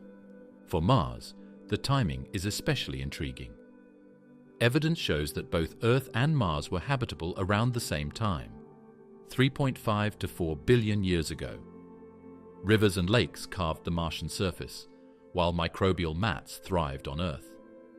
If life arose first on Earth, debris could have seeded Mars. If it arose first on Mars, the opposite could be true. Mars may have been life's donor, not its recipient. Some scientists even speculate that humanity's ultimate ancestors might be Martian. The chemical proof makes things more complicated. It's clear that life on Earth really likes carbon-12 more than carbon-13. If samples from Mars show the same bias, it could mean that life began in two different places, or that our ancestors came from the same panspermia. If we ever find DNA-like molecules from Mars, we will have to be very careful when looking at isotopes, chemical structures, and genetic information to tell the difference between separate sources and cross-planet seeding. Critics caution that while panspermia is possible, it is not proven. Surviving space travel for millions of years is challenging, even for extremophiles. Cosmic radiation slowly degrades DNA and other biomolecules, even inside rock. Yet, if transfer happened quickly, say within tens of thousands of years, as orbital dynamics allow, it becomes far more feasible. Some Martian meteorites on Earth show transit times as short as a few 100,000 years, well within microbial survival limits. Panspermia doesn't require life to survive the journey intact to be meaningful. Even fragments of biomolecules, such as amino acids or nucleobases, could seed chemistry on another planet. Delivery of these precursors by impacts could have jump-started biology both on Earth and Mars. In that sense, panspermia may have worked in stages, with chemistry spreading widely and biology emerging where conditions allowed. Microbes might be able to jump across the solar system if rocks can move between worlds that are close to each other. Pieces could have ended up on icy moons, asteroid belts, or even Europa or Enceladus at some point. If life exists somewhere else, it might not be a single event. It might be a part of a shared ecosystem that covers many worlds. Subsurface life today. There is probably life on Mars somewhere below the surface, not on the surface, which is very dry. Radiation, perchlorates, and dust clouds above ground break down molecules in days or weeks. The scenery changes just a few meters below, though. When temperatures stay the same, wetness stays, and chemical processes happen more slowly because ultraviolet light and cosmic rays are blocked. Scientists think that microbial ecosystems from today might still be able to survive in the ground on Mars. The idea isn't speculative, it's built on analogues from Earth. In some of our most hostile deserts like the Atacama, microbes survive not on rainfall, but on trace moisture pulled from the air or salts in the soil. In permafrost regions of Siberia and Antarctica, bacteria remain viable after being frozen for hundreds of thousands of years. Deep underground, in gold mines and basalt aquifers, entire microbial communities thrive in complete darkness, living off chemical energy from rock-water interactions. If Earth's subsurface can support life in such extremes, there's no reason Mars's cannot. Orbital radar surveys reveal ice-rich soils across vast regions of Mars, only centimeters or meters below the surface. Phoenix confirmed this by digging trenches at high latitudes and uncovering ice just beneath the dirt. These frozen layers could occasionally thaw, especially if salty brines are present, creating transient liquid water. Even a thin film of water between mineral grains could be enough for hardy microbes. Curiosity's detection of seasonal methane variations strengthens the case. On Earth, methane is often produced by microbes in oxygen-poor environments. While geological explanations are possible, one scenario is that subsurface methanogens are active today, releasing gas through cracks that reach the surface. The fact that methane spikes appear and vanish suggests a dynamic underground system. Leaks that open and close, releasing whispers of hidden processes. You can also look at chemistry. Even though perchlorates are harmful to the environment on the surface, They can be used as energy sources below ground. Some bacteria on Earth directly break down perchlorates and do well in salty, oxygen-poor environments. Mars has a lot of these salts. Under the Earth's shell, there is a recipe for microbes to survive: hydrogen from water rock processes and carbon from carbon dioxide or organics. The depth question is crucial. Radiation can penetrate only a few meters, so organisms would need to live below that threshold to remain shielded over geologic timescales. Future missions are designed with this in mind. ESA's Rosalind Franklin rover, with its 2-meter drill, will probe deeper than any rover before. Other mission concepts propose penetrating even farther, perhaps with cryobots or melt probes able to bore through ice to reach brine layers. These technologies aim to access the very refuges where life might still be hiding. Human exploration will depend heavily on the subsurface. Buried habitats could protect astronauts from radiation. Subsurface ice could be mined for water, air, and fuel. If microbial life exists underground, its discovery would carry profound implications for planetary protection. Colonists would need strict protocols to avoid contaminating indigenous ecosystems, and any detection of life would ignite urgent ethical debates about how to coexist with it. The search for actual life. The main question that has been asked over and over again by rovers, orbiters, and lab models for decades is still, is there life on Mars, either now or in the past? It is possible to live there because of the clays, sulfates, methane spikes, nitrates, and stored organics. Based on what they show, Mars had the right materials, energy, and conditions for life. But being habitable is not proof that someone lives there. Finding conditions where life could exist is not the last frontier of discovery. The last frontier is finding proof that it did exist and still does. The Perseverance rover from NASA is at the center of this work. Its job in Jezero crater is not only to map the rocks, but also to look for clear signs of life. It picks the rocks it cores and stores based on how well they can keep signs of life. For example, fine-grained clays can trap organics, carbonates can record isotopic ratios, and sulfates can encase shapes. Tools like Sherlock and Pixel are already pointing out sites that look good. When these samples come back to Earth, however, labs will be able to test them all the way down to the atomic level. Scientists know what to look for: chemical signatures such as carbon isotope fractionation, complex organic molecules in specific mineral contexts, or unusual patterns in nitrogen and sulfur can all hint at biology. Textural clues are equally important. On Earth, microbial mats leave behind layered fabrics, filaments, and microscopic structures that distinguish them from purely abiotic formations. If Martian rocks show similar features tightly associated with organics, the case for life would strengthen dramatically.